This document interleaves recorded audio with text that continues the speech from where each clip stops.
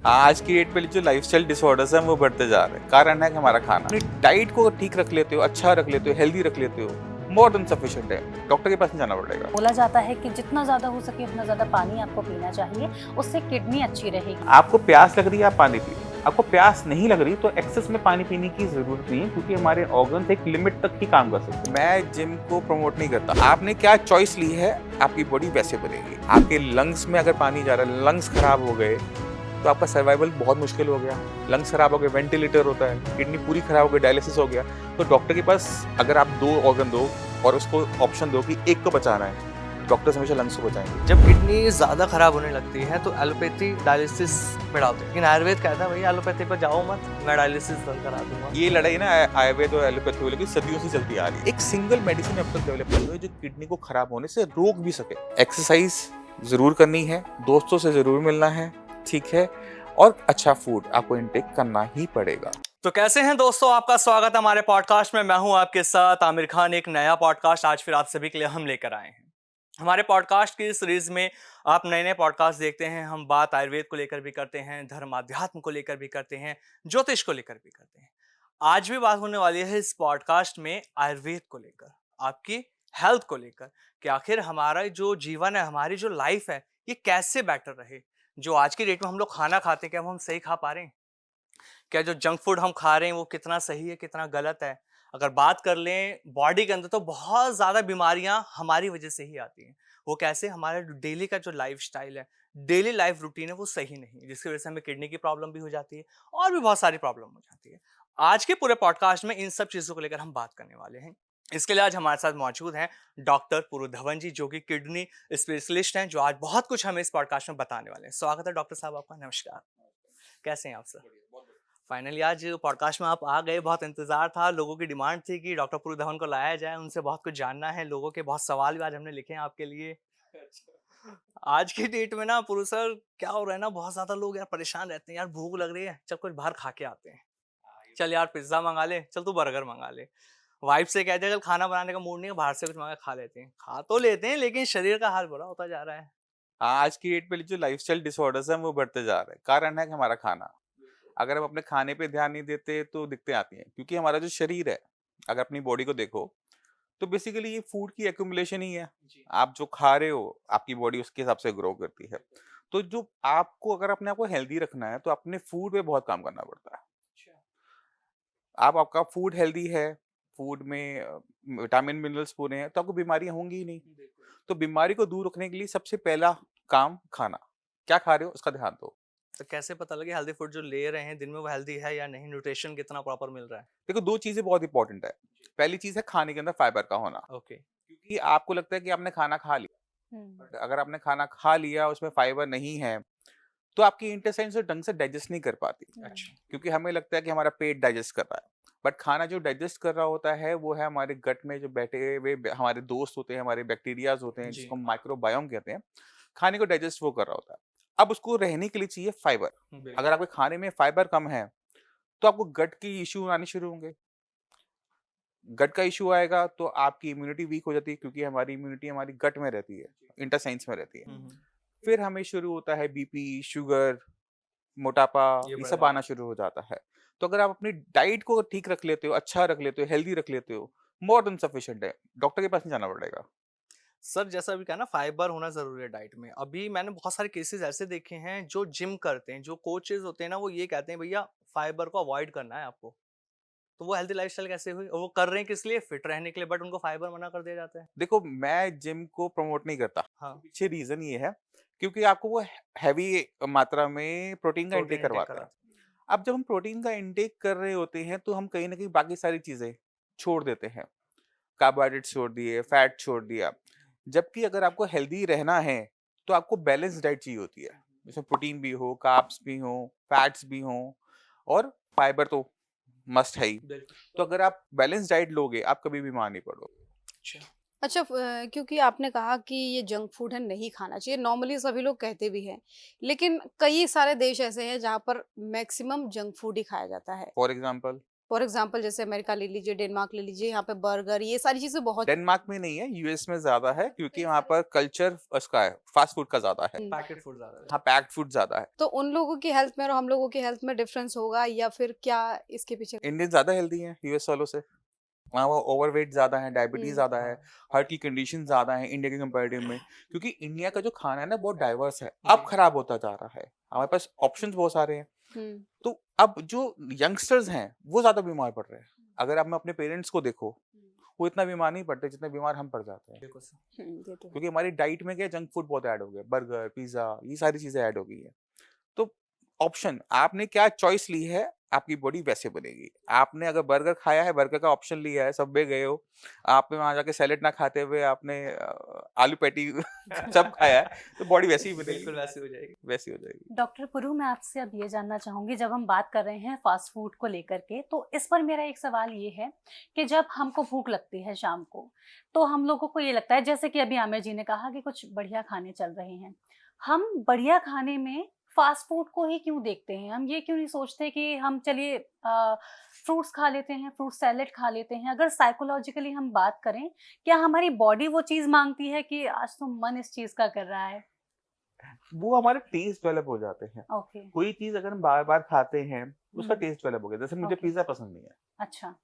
मैं अवॉइड करता हूँ, ओके। बहुत रेयर लेता हूँ। वो मेरा टेस्ट ऐसा है कि मुझे पिज्जा पसंद नहीं आता, ओके। मुझे और चीजें पसंद आएंगी। आपका टेस्ट हो सकता है कि वो बर्गर में हो गया, कहीं जाओगे तो बर्गर ऑर्डर करोगे, कुछ लोग पाव भाजी ऐसे ऑर्डर कर रहे होते हैं हाँ। कि पाव भाजी खानी, कुछ और नहीं खाना। तो वो अपने टेस्ट होते हैं और टेस्ट को डेवलप किया जा सकता है। कोई भी चीज अगर आप बार बार खाते रहोगे, उसमें आप इनोवेशन करते रहोगे, तो टेस्ट डेवलप हो जाएगा। अच्छा, मैं आपसे एक चीज़ और पूछना चाहूँगी, जैसे अभी हम बात कर रहे थे जिम को लेकर, वर्कआउट को लेकर के, बहुत सारे ऐसे लोग होते हैं वर्कआउट करते हैं, एक्टिव रहते हैं, जिम जाते हैं, डाइट का ध्यान रखते हैं, और सडनली पता चलता है कि किडनी फेल हो गई। हाँ, उसके पीछे रीजन ये होता है क्योंकि जब हम देखो, पहले आप अपने जिम जाने का जो पर्पस डिसाइड करना चाहिए ठीक है। आपको। दो लोग जिम जा रहे हैं, एक वो जा रहा है जिसको अपनी बॉडी को हेल्दी रखना है, एक वो जा रहा है जिसने अपनी बॉडी में मास गेन करना, मसल्स गेन करनी है। तो जो अपनी बॉडी को हेल्दी रखने जा रहा है, उसको अपनी डाइट बैलेंस रखनी चाहिए, वो कभी भी बीमार नहीं पड़ेगा जिम जाकर। बट जब हम अपनी बॉडी गेन करने जा रहे होते हैं, मसल मास गेन करने जा रहे होते हैं, तो अक्सर क्या होता है कि आपको पीटी मिलते हैं, वहाँ पे पर्सनल ट्रेनर्स मिलते हैं। अब पर्सनल ट्रेनर कहते हैं कि आप ये वाला प्रोटीन खाओ, ये वाला प्रोटीन खाओगे तो आपका मसल मास बनेगा।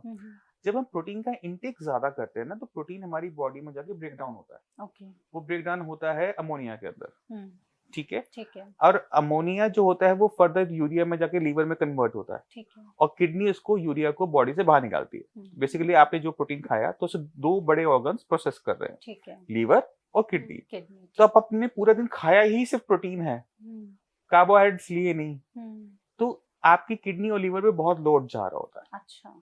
अब लीवर एक ऐसा ऑर्गन है जो रीजनरेट कर जाता है, किडनी नहीं कर पाती है। ओके। तो आप उसे स्ट्रेस रखते हो किडनी को, तो फिर किडनी अपना असर दिखाना शुरू करती है, कहती टाटा सी यू बाय बाय। एक चीज़ और पूछना चाहूँगी, जैसे कि हम पानी की बात करते हाँ जी। हैं, बोला जाता है कि जितना ज़्यादा हो सके उतना ज़्यादा पानी आपको पीना चाहिए, उससे किडनी अच्छी रहेगी, आपकी हेल्थ अच्छी रहेगी, स्किन अच्छी रहेगी। लेकिन एक रील देखी थी, वहाँ पर ये कहा गया कि आप ज़्यादा अगर पानी पीते हैं तो आपकी किडनी पर लोड पड़ता है, बिल्कुल परेशान सही, होती है। बिल्कुल सही है। और मैंने ऐसा पेशेंट भी देखा हुआ है, वो पेशेंट की शादी होने वाली थी। अच्छा। शादी से पहले उसने को स्किन पे पिंपल्स थे, ओके। पिंपल्स को क्लियर करने के लिए उसने 20 लीटर डेली बेसिस पे पानी पीना शुरू किया। 20 लीटर। 20 लीटर। अब हुआ ये कि उसने वो 3-4 महीने किया, और उसके बाद उसकी किडनी जो है वो खराब होनी शुरू हुई, क्रिएटिनिन लेवल, यूरिया लेवल बढ़ने शुरू हुए। अब ऐसे केसेस में हमें ये समझने की जरूरत है कि हमारी बॉडी की एक रिक्वायरमेंट है। ओके। आपको प्यास लग रही है, आप पानी पियो। आपको प्यास नहीं लग रही तो एक्सेस में पानी पीने की जरूरत नहीं है, क्योंकि हमारे ऑर्गन्स एक लिमिट तक ही काम कर सकते हैं। ठीक है। अगर आप उसे ओवर यूज करोगे, ओवरलोड करोगे किसी भी चीज से, चाहे वो प्रोटीन हो चाहे वो पानी हो, तो डैमेज हो सकता है। तो किडनी को हेल्दी रखने के लिए कितना पानी एक नॉर्मल इंसान को, जैसे अगर हम काम कर रहे हैं, हम ऑफिस में काम कर रहे हैं, हमें कितना पीना चाहिए, और एक जो लेबर जो गर्मी में काम कर रही है उन्हें कितना कंज्यूम करना चाहिए? सब इंसानों के अंदर ना सेंसर्स लगे हुए हैं, ओके। ठीक है। जब अभी हमारी बॉडी में पानी की कमी होती है, हमारे होंठ सूखने शुरू हो जाते हैं, गला सूखना शुरू हो जाता है, जिसे हम प्यास कहते हैं। हाँ। तो जब आपको प्यास लग रही है, पानी जरूर पियो। ओके। और कितना पीना है उसको आपको लिमिट करने की जरूरत नहीं होती, क्योंकि ठीक जैसे आपका काम हमेशा बोलने वाला है, तो आपकी रिक्वायरमेंट पानी की किसी और से ज्यादा होगी, ओके। है ना। आप कोई टीचर है, उसकी रिक्वायरमेंट ज्यादा है, गर्म इलाके में रहते हो तो रिक्वायरमेंट ज्यादा है। तो डिपेंड करता है बॉडी टू बॉडी, किसी को पसीने बहुत ज्यादा आते हैं, किसी को बिल्कुल नहीं आते हैं। तो ये जो पानी की रिक्वायरमेंट हम सुनते हैं कि 2-2.5 लीटर मिनिमम पीना चाहिए, वो आप एक बेस लाइन लेके चल सकते हो। ठीक है। बट अगर आपकी बॉडी मांग रही है 4 लीटर पानी, तो 4 लीटर दो। अगर कुछ केसेस के अंदर होते हैं कि आपको बिल्कुल स्वेटिंग नहीं होती है, अब आधा 1 लीटर 1 लीटर में बहुत सफिशिएंटली अच्छे तरीके से हैप्पीली रह लेते हो, तो वो भी गलत नहीं है। अच्छा। कंडीशन ये है कि आपने प्यासा नहीं रहना, क्योंकि बॉडी बता रही है कब मुझे भूख लगी है, कब मुझे प्यास लगी है। तो आप जब बॉडी मांग रही है तो उसे पानी दो। बॉडी को सिग्नल्स को सुनना है हाँ समझना। हाँ। सर्दियों में तो कभी-कभी ऐसा होता है पूरे पूरे दिन प्यास नहीं लगती है, तो वो भी ठीक है, चाय क्योंकि कॉफी पी लेते हो ना। क्योंकि कई बार लोग ऐसा कहते हैं, मतलब कई सारे डॉक्टर्स भी बताते हैं कि आपके वेट के हिसाब से, बॉडी वेट के हिसाब से आपको पानी पीना चाहिए। जैसे 50 केजी में वो बताते हैं कि 2 लीटर पियो, 52 या 54 है तो 2.5 लीटर पियो, इस तरीके का। 2-4 दिन तो हो जाएगा, जिंदगी भर नहीं हो पाएगा। है ना। हम ये सारी बातें सुनते हैं, हमने किसी को कभी आज तक फॉलो करते हुए इसलिए नहीं देख पाए क्योंकि ये चीजें ना प्रैक्टिकल नहीं है। प्रैक्टिकल इसलिए नहीं है क्योंकि आप आज कर भी लोगे, हफ्ता कर लिया, महीना कर लिया, बट सालों साल नहीं कर सकते इस चीज को। तो आपने बस ये ध्यान रखना है कि आपको जब प्यास लग रही है पानी पीना जरूरी है। आमिर जी पूछेंगे कुछ, लेकिन उससे पहले क्योंकि हेल्दी लाइफस्टाइल पे हम बिल्कुल, बात बिल्कुल, कर रहे थे, हमारे तो एक जरूरी क्वेश्चन मेरा भी है। देखिए, चाहे फ्रूट्स की बात करें, चाहे सैलेड की बात करें, क्या ये बॉडी के अकॉर्डिंगली भी चेंज हो सकती है? मान लीजिए मेरी बॉडी कुछ और मांग रही है, क्योंकि मैं देखती हूँ जब कभी मैं सुबह खाली पेट अनार खाती हूँ तो मुझे गैस्ट्रिक की प्रॉब्लम हो जाती है, और वही मैं देखती हूँ कि मेरे साथ अगर कोई और खा रहा है तो मुझे वो नॉर्मल है, उससे कोई दिक्कत नहीं हो रही है। तो बॉडी के हिसाब से भी रिक्वायरमेंट चेंज होती हाँ, है? देखो बॉडी जो है हर किसी की अलग अलग है। हम्म। तो कोई चीज दूसरे को सूट करती है, जरूरी नहीं है कि वो आपको सूट करे। हम्म। तो आपको अपनी बॉडी के हिसाब से चलना होता है, ना कि किसी के दिए हुए ज्ञान के हिसाब तो से। कैसे कैसे? तो आप ये लेके चलो, पहले हमें ये समझना चाहिए कि आपकी डाइट में 95% जो खाना है ना वो वेजिटेरियन होना चाहिए। हम्म। ठीक है। अब 5% जो है आप वो नॉन वेज ले सकते हो, यानी हफ्ते में एक मील आप नॉन वेज ले सकते हो। बाकी 95% आपका खाना वेजिटेरियन मोर देन सफिशिएंट है, क्योंकि उसके अंदर फाइबर की मात्रा ज्यादा होती है। हफ्ते के अंदर कम से कम 30 से 40 टाइप की फ्रूट्स एंड वेजिटेबल का कंजम्पशन होना चाहिए। तो वैरायटी ऑफ फाइबर भी इंपॉर्टेंट होता है, क्योंकि सॉल्युबल एंड नॉन सॉल्युबल ये 2 टाइप के फाइबर हमें मिलते हैं खाने से। हम्म। ठीक है। अब हमें पता ही नहीं हमारे लिए अच्छा कौन सा है ना। तो हम इसमें क्या करते हैं, उसमें वैरायटी डाल देते हैं कि आपने कभी कुकुम्बर सैलेड खाया, कभी आपने कैबेज ले ली, कभी आपने एप्पल ले लिया, गुआवा ले लिया। मिक्स करते हुए चलो, कोई भी एक, जैसे अनार रोज नहीं खाना। ठीक है। तो जैसे आप अनार ले रहे थे, सिर्फ अनार ले रहे थे, तो हो सकता है आपको उससे दिक्कत हो रही थी, बट अनार के साथ अगर आप बनाना ले लेते शायद नहीं होती, है ना। तो वैरायटी ऑफ फाइबर डालोगे अच्छा रहेगा। सिंगल एक फ्रूट पे कि इसी को खाना है, बाकी सारे फ्रूट्स बेकार है, मुझे पसंद नहीं है, वो चीज आपको बदलनी चाहिए, सबको बदलनी चाहिए। लेकिन डॉक्टर पुरु, जैसे आपने बोला कि एक ही फ्रूट पर नहीं रहना है। अब जो जिम जा रहे होते हैं लोग, जिनको गेन करना होता है, उनको तो बोला जाता है बनाना तो आपको लेना ही लेना है। हाँ, दूध बनाना। हाँ, गेन तभी हो पाएगा। तो फिर उनको कैसे तो हेल्थ वो इश्यूज बॉडी होंगे? हेल्दी भी तो नहीं होती। आप देखो जो लोग बॉडी वेट गेन कर रहे होते हैं, उनकी जो एंड लाइफ होती है वो बहुत दर्दनाक होती है। तो बॉडी वेट कभी भी आपको मसल मास गेन नहीं करना चाहिए, और एक्सरसाइज आपको उतनी ही करनी चाहिए जो आप लाइफ टाइम कर सको। ओके। अगर कुछ महीने करने के बाद आपने छोड़ना है, जिम छोड़ना है या छोड़ सकते हो, आपके माइंड में ऐसा क्वेश्चन मार्क है, तो मत करो, ज्वाइन ही मत करो। अच्छा। उससे अच्छा स्पोर्ट्स खेलो। अच्छा। स्पोर्ट्स में आपको फिटनेस पूरी मिल जाती है, और मसल्स डेवलपमेंट भी अच्छी हो जाती है, आपका दोस्ती अच्छी मिल जाती है, लोग मिल जाते हैं वहां पे अच्छे। तो वो अच्छा है, मैं मानता हूँ कि स्पोर्ट्स खेलना ज्यादा अच्छा है rather than going to gym. जब हम हेल्थी लाइफस्टाइल की बात कर रहे हैं डॉक्टर साहब, तो प्रोटीन की भी हमने बात कर ली है। ये कहा जाता है कि अगर आपको प्रॉपर अच्छे से खुद को फिट रखना है, तो जितना आपका बॉडी का वेट है उसके अकॉर्डिंग आपको डबल प्रोटीन इंटेक करना है डेली लाइफ में। लेकिन अभी आपने कहा ज्यादा प्रोटीन इंटेक करने से किडनी फेलियर की भी प्रॉब्लम हो सकती है। हाँ देखो, तो आप ये समस्या ना बहुत कौन ज्यादा लोग कंफ्यूजन बीमार वाली है है। जो इन सारी चीजों को ज्यादा फॉलो करते हैं। जैसे मतलब अगर आप अपनी लाइफ में इस तरह से रिस्ट्रिक्ट होके चलोगे तो दिक्कत हो जाएगी। आपको सिर्फ प्रोटीन नहीं लेना होता, बॉडी में विटामिन मिनरल्स की भी जरूरत है, माइक्रो न्यूट्रिशन की भी जरूरत होती है, फाइबर की भी जरूरत है। अब इन सबको आप हिसाब किताब कैसे रखोगे? प्रोटीन का तो रख लिया, बाकी सारे भूल जाओगे ना। तो इसका सिंपल सा तरीका ये होता है कि खाना अपना जो भी खाओ, it should be balance diet. Balance diet के अंदर आपका फाइबर ज्यादा आता है, 95% खाना आपका प्योर वेज होता है। अगर आप वो फूड इनटेक करते रहते हो कोई दिक्कत आपको होगी नहीं, क्योंकि अगर किसी चीज के अंदर, मान लो किसी चीज के अंदर विटामिन डी ज्यादा है, जिंक कम है, तो कोई और दूसरी चीज खाओगे तो उसमें जिंक ज्यादा मिल जाएगा, विटामिन डी कम होगा तो भी कोई दिक्कत नहीं है। तो हर चीज को इस तरह से नाप तोल के मैं पसंद नहीं करता। मैं ये कहता हूँ कि variety of fruits, vegetables and even अनाज, सीरियल्स भी आप अपने चेंज करके खाते रहो। किसी दिन बेसन खा लिया, किसी दिन गेहूं खा लिया, किसी दिन चावल खा लिया, किसी दिन मक्का खा लिया। तो आप इसको चेंज करते रहो, कोई फिक्स डाइट पे मत रहो। ब्रेकफास्ट है, रोज पोहा नहीं खाना, बिल्कुल। रोज एक एप्पल खा के नहीं निकलना। एक दिन एप्पल, एक दिन बनाना, एक दिन आपने पपाया खाया। तो वैरायटी जब हम रखते हैं तो ऐसे लोग कम बीमार पड़ते हैं। वैरायटी रखना अच्छी बात है, लेकिन जब हम बात करते हैं, जैसे हम लोग शहर में रहते हैं, हमारे लिए सारी चीज़ें एक्सेसिबल होती हैं, लेकिन बहुत सारे लोग ऐसे होते हैं जो गांव में रहते हैं या फिर कोई मजदूरी करने वाले लोग होते हैं, बेसिकली वो बहुत ज़्यादा वैरायटी अपनी लाइफ में नहीं ला सकते खाने के मामले में।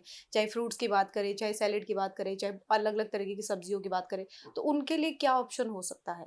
उनके लिए भी ऑप्शंस हैं। देखो, सिटीज के अंदर क्या होता है कि महंगे महंगे फ्रूट्स मिल रहे होते हैं, एवोकाडो खा रहे हैं, मगर आपकी बॉडी को उसकी रिक्वायरमेंट नहीं है। एवोकाडो अभी जाकर आया है, साल 2 साल पहले इंडिया में, उससे पहले नहीं था। तो लोग क्या बीमार रहते थे? इंडिया की पॉपुलेशन 140 करोड़ है, ऐसे नहीं हो गई। एवोकाडो खा के तो बनी बनी, ये तो कंफर्म हो गया। तो लोग हेल्दी हैं, इस वजह से इंडिया की पॉपुलेशन आप देख रहे हो कि ग्रो कर रही है। और इंडिया में आपको जो लोकली जो ग्रोन फूड होता है, चाहे वो आपके वेजिटेबल्स हो, फ्रूट्स हो, मोर देन सफिशिएंट होते हैं। अब आप गांव में रहते हो तो गांव में क्या है कि वहां पे एग्रीकल्चर जरूर होता है। अब हर दूसरे घर में सब्जियां होती हैं, तो वो सब्जियां एक्सचेंज कर रहे होते हैं। मेरे खेत में वो लगी हुई, बैगन लगी हुई है, तेरे घर खेत में गाजर लगी हुई है, चल लेट्स एक्सचेंज, है ना। तो वो जो कल्चर है इंडिया का, वो हमारे खाने को वैसे ही बहुत डाइवर्स कर देता है। जी जी। तो वहां पर दिक्कत नहीं होती। जहां पर फाइनेंशियल दिक्कत जाता है, मतलब कोई सिटी में कोई मजदूर रहता है, तो अगर आप देखोगे तो उनकी डाइट आप लोगों से ज्यादा अच्छी होती है। जी जी। बिल्कुल आपने ठीक कहा, और डाइट को अच्छा रखना ज़रूरी है अगर एक हेल्दी बॉडी हमको चाहिए, क्योंकि कहीं ना कहीं अपने ज़बान के टेस्ट के चक्कर में से कंट्रोल शरीर का करना है। सत्यानाश हो रहा है और सारे ऑर्गन्स भी खराब हो रहे हैं इसकी वजह से।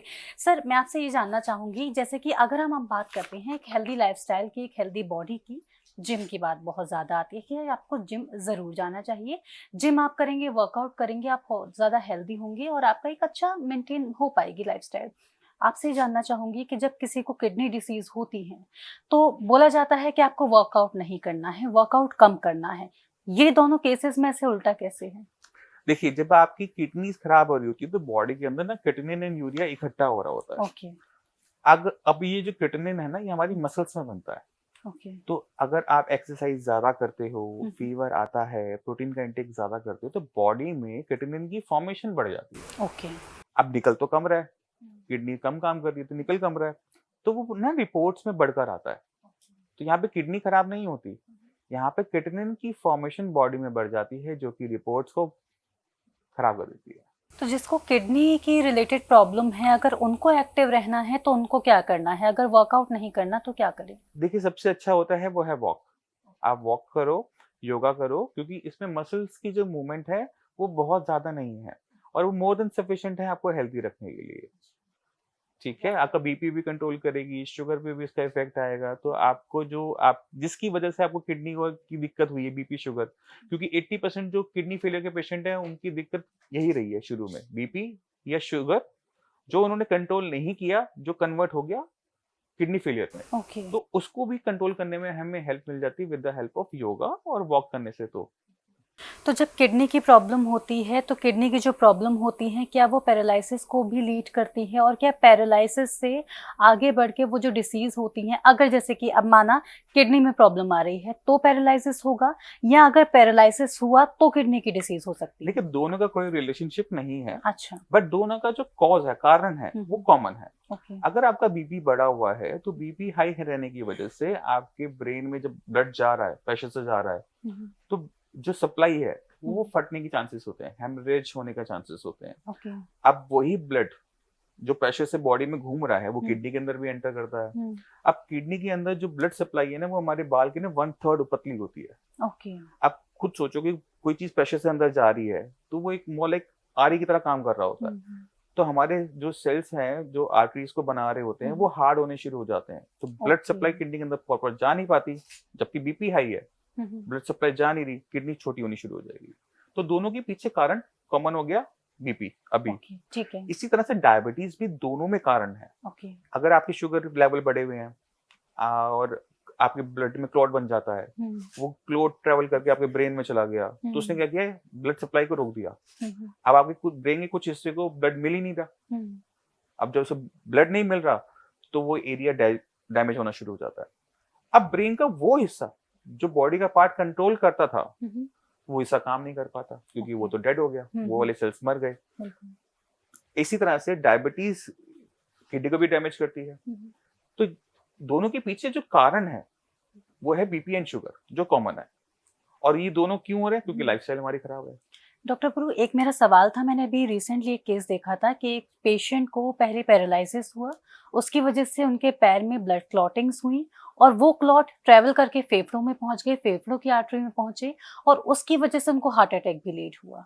हाँ, ये हो सकता है। अगर आपकी जैसे आपकी जो ये ब्लड सप्लाई है पैरों की, इनमें छोटे छोटे वॉल्स होते हैं। ओके। अगर आपका वॉल खराब हो जाए ना, तो होता है क्या कि वहां से क्लॉट्स बनते रहते हैं। ओके। अब क्लॉट अगर आपके ब्रेन में गया तो ब्रेन डैमेज, आपको ब्रेन स्ट्रोक हो गया, पैरालिसिस हो गया। वही अगर क्लॉट आपका कहीं और एरिया में जाएगा, हार्ट में चला गया, तो आपको हार्ट अटैक होने के चांसेस हैं। तो वो क्लॉट जो बन रहा है आपकी वेन्स में, ओके।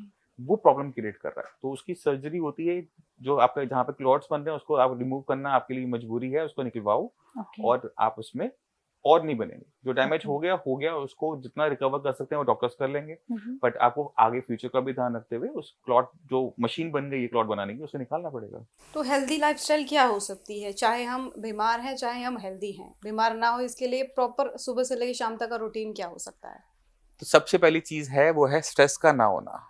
क्योंकि हम फिजिकल हेल्थ के बारे में तो बात कर रहे हैं, बट हम मेंटल हेल्थ के बारे में बहुत कम बात करते हैं। बिल्कुल। तो सबसे जरूरी है आपकी मेंटल हेल्थ, क्योंकि ये दोनों आपस में रिलेटेड हैं। अगर आप फिजिकली अच्छे हो तो आप मेंटली अच्छे हो जाते हो। अगर आप मेंटली खुश रहते हो तो आपको अपनी फिजिकल हेल्थ को भी मेंटेन करने में अच्छा रहता है, हेल्पफुल रहता है। तो हम दोनों को लेके बात करेंगे। तो पहली चीज है स्ट्रेस का ना होना। दूसरी इंपॉर्टेंट चीज है कि स्लीप प्रॉपर लेना, क्योंकि हम खाने के बारे में बात करते हैं, बट स्लीप हमारी लाइफ का बहुत इंपॉर्टेंट हिस्सा है। एक रात आप मत सोवो, अगले दिन आपकी हालत अच्छी नहीं होती, बॉडी में आपसे बोला नहीं जा रहा होता।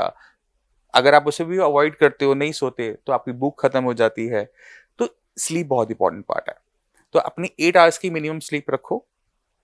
एक्सरसाइज जरूर करनी है, दोस्तों से जरूर मिलना है, ठीक है, और अच्छा फूड आपको इनटेक करना ही पड़ेगा।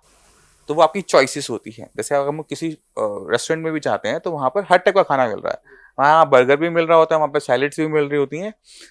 तो आपको सिलेक्शन बस सही लेनी है और कुछ नहीं जैसे करना। कहते हैं कि मॉर्निंग में जल्दी उठना चाहिए, जल्दी उठना चाहिए, तो ये भी कोई हेल्दी रहने के लिए नेसेसरी है? जल्दी उठना, जल्दी सोना भी तो है। आप जल्दी उठ गए और रात को सो नहीं रहे, लेट सो रहे हो, तो आपकी कंडीशन खराब हो जाएगी, बॉडी स्ट्रेस में आ जाएगी, वो बीपी बनाएगा, वो बीपी आपकी को कंडीशन आगे और तैयार कर देगा। कोई भी चीज एक दिन में नहीं होती। ये अगर आप हैबिट में रखते हो तो over the period of time, 2 साल बाद, 3 साल बाद, 4 साल के बाद वो प्रॉब्लम को क्रिएट कर सकता है। तो कोई भी चीज रूटीन में मत करो। आपने मान लो किसी दिन आप जागरण पे चले गए, रात भर जाग लिए, दिन में सो जाओ। अगर आप दिन में ऑफिस पहुंच गए तो अगली रात को सो जाओ। ये नहीं कि आपने पूरा ही अवॉइड कर दिया, सो ही नहीं रहे, तो वो प्रॉब्लम को क्रिएट कर देता है। डॉक्टर पुरु, स्ट्रेस की हम बात कर रहे हैं। अभी मैंने रिसेंटली एक रील देखी है, मुझे नहीं पता कितना ठीक है कितना नहीं है, आपसे जानना चाहूंगी। बहुत सारे लोग होते हैं जिनके फेस पर और बैली पर फैट ज्यादा होता है। ये बताते हैं कॉर्टिसोल लेवल ज्यादा है, जो कि डिप्रेशन की वजह से आया है, एंजाइटी की वजह से आया है। इस केसेस में क्या करना चाहिए? अब प्रॉब्लम कहाँ से आई है? डिप्रेशन, स्ट्रेस से, हाँ। है ना? तो ऐसे डिप्रेशन वाले लोग ना अकेले रहते हैं, तो उनको वहीं से उसका अटैक करना शुरू करना चाहिए। क्योंकि इसमें क्या है ना, सिर्फ अकेले मेडिसिन काम नहीं करेगी। ओके। यहाँ पर आपको रूट कॉज ढूंढना होता है किसी भी बीमारी का। ओके।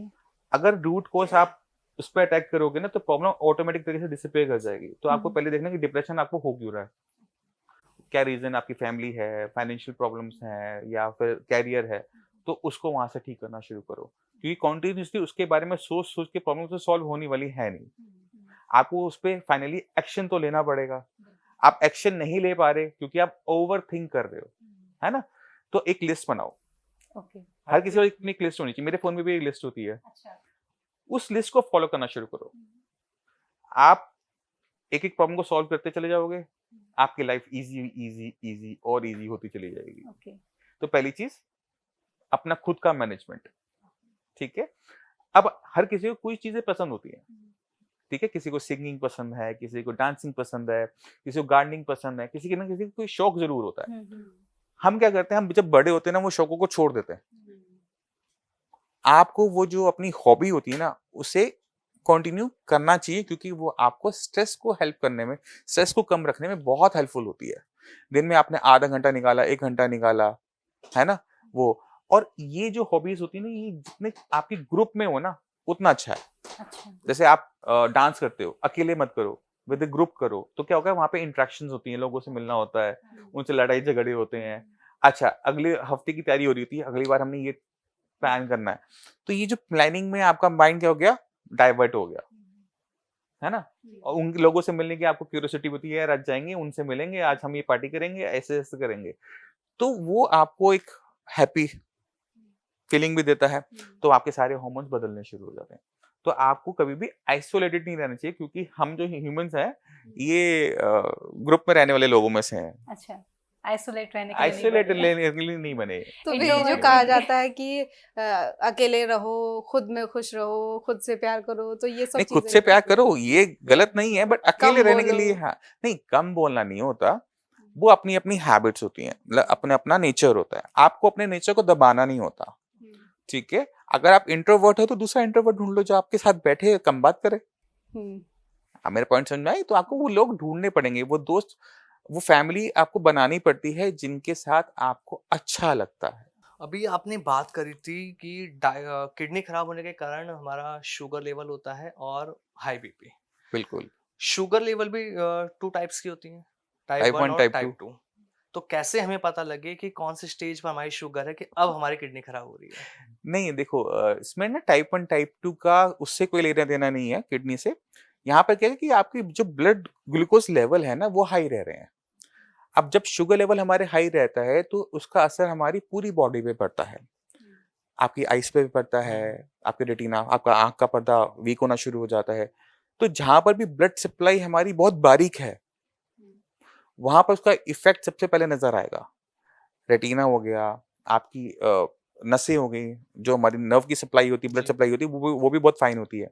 तो डायबिटिक आप देखोगे पेशेंट में क्या होता है कि न्यूरोपैथी देखने को मिलती है कि उनको पैर में सुनपन बना रहता है।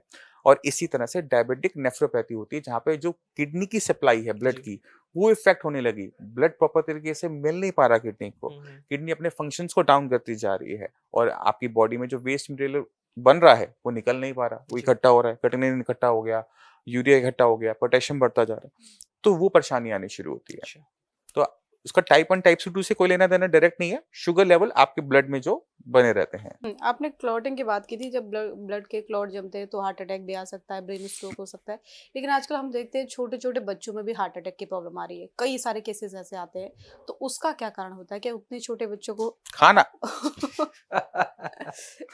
देखो, बच्चों में देखो, अगर आप देखोगे तो बच्चों में होने के 2 बड़े रीजन होते हैं। अगर उनके हार्ट में कोई माल फॉर्मेशन है, यानी जब बच्चा पैदा हुआ तो उसका वॉल्व ढंग से नहीं था, तो उसकी वजह से एक प्रॉब्लम हो सकती है कि उनको हार्ट अटैक आ गया। अगर हार्ट की फॉर्मेशन ठीक हुई थी, बच्चा ठीक से हुआ, तो उसमें रीजन जो हमें देखने को मिलता है वो है ओबेसिटी, कि बच्चे जो डाइट अच्छे से नहीं ले रहा, टॉफी ज्यादा खा रहा है, चॉकलेट ज्यादा खा रहा है, बॉडी वेट गेन अप कर रहा है, तब वो जाकर हो सकता है। तीसरा रीजन एक और होता है जिसको डॉक्टर्स इडियोपैथिक मानते हैं, कि कोई रीजन फाइंड आउट नहीं हुआ बट प्रॉब्लम आई है। क्यों आई है, किस वजह से आई है, तो वो अननोन रह जाता है। तो ये जो कई कई बार बड़े लोगों को नाचते नाचते दौड़ते दौड़ते हार्ट अटैक आता है वो इसलिए होते हैं क्योंकि देखो, आपने अपने हार्ट को ट्रेन नहीं कर रखा, हार्ट की जो मसल्स हैं वो वीक हैं, हार्ट में पहले से क्लॉट बना हुआ था, वो बस ट्रिगर हो गया। आपने जैसे एक्सरसाइज करी, डांस किया, वो एकदम ट्रिगर हो गया, तो वो वाली कंडीशंस होती हैं। तो जब आप डेली एक्सरसाइज कर रहे हो, सालों साल कर रहे हो, तो ये परेशानी आने की संभावनाएं कम हो जाती हैं, ना के बराबर हो जाती है, अभी कह सकते हो। डॉक्टर पुरु, अभी हमने डायबिटीज की बात की, मैं आपसे ये जानना चाहती हूँ कि अगर एक पर्सन प्री डायबिटिक डायग्नोस हुआ है तो क्या उस केस में भी किडनी पर असर पड़ेगा? नहीं, प्री डायबिटीज में शुगर लेवल्स कितने रह रहे हैं वो इम्पोर्टेंट हो जाता है।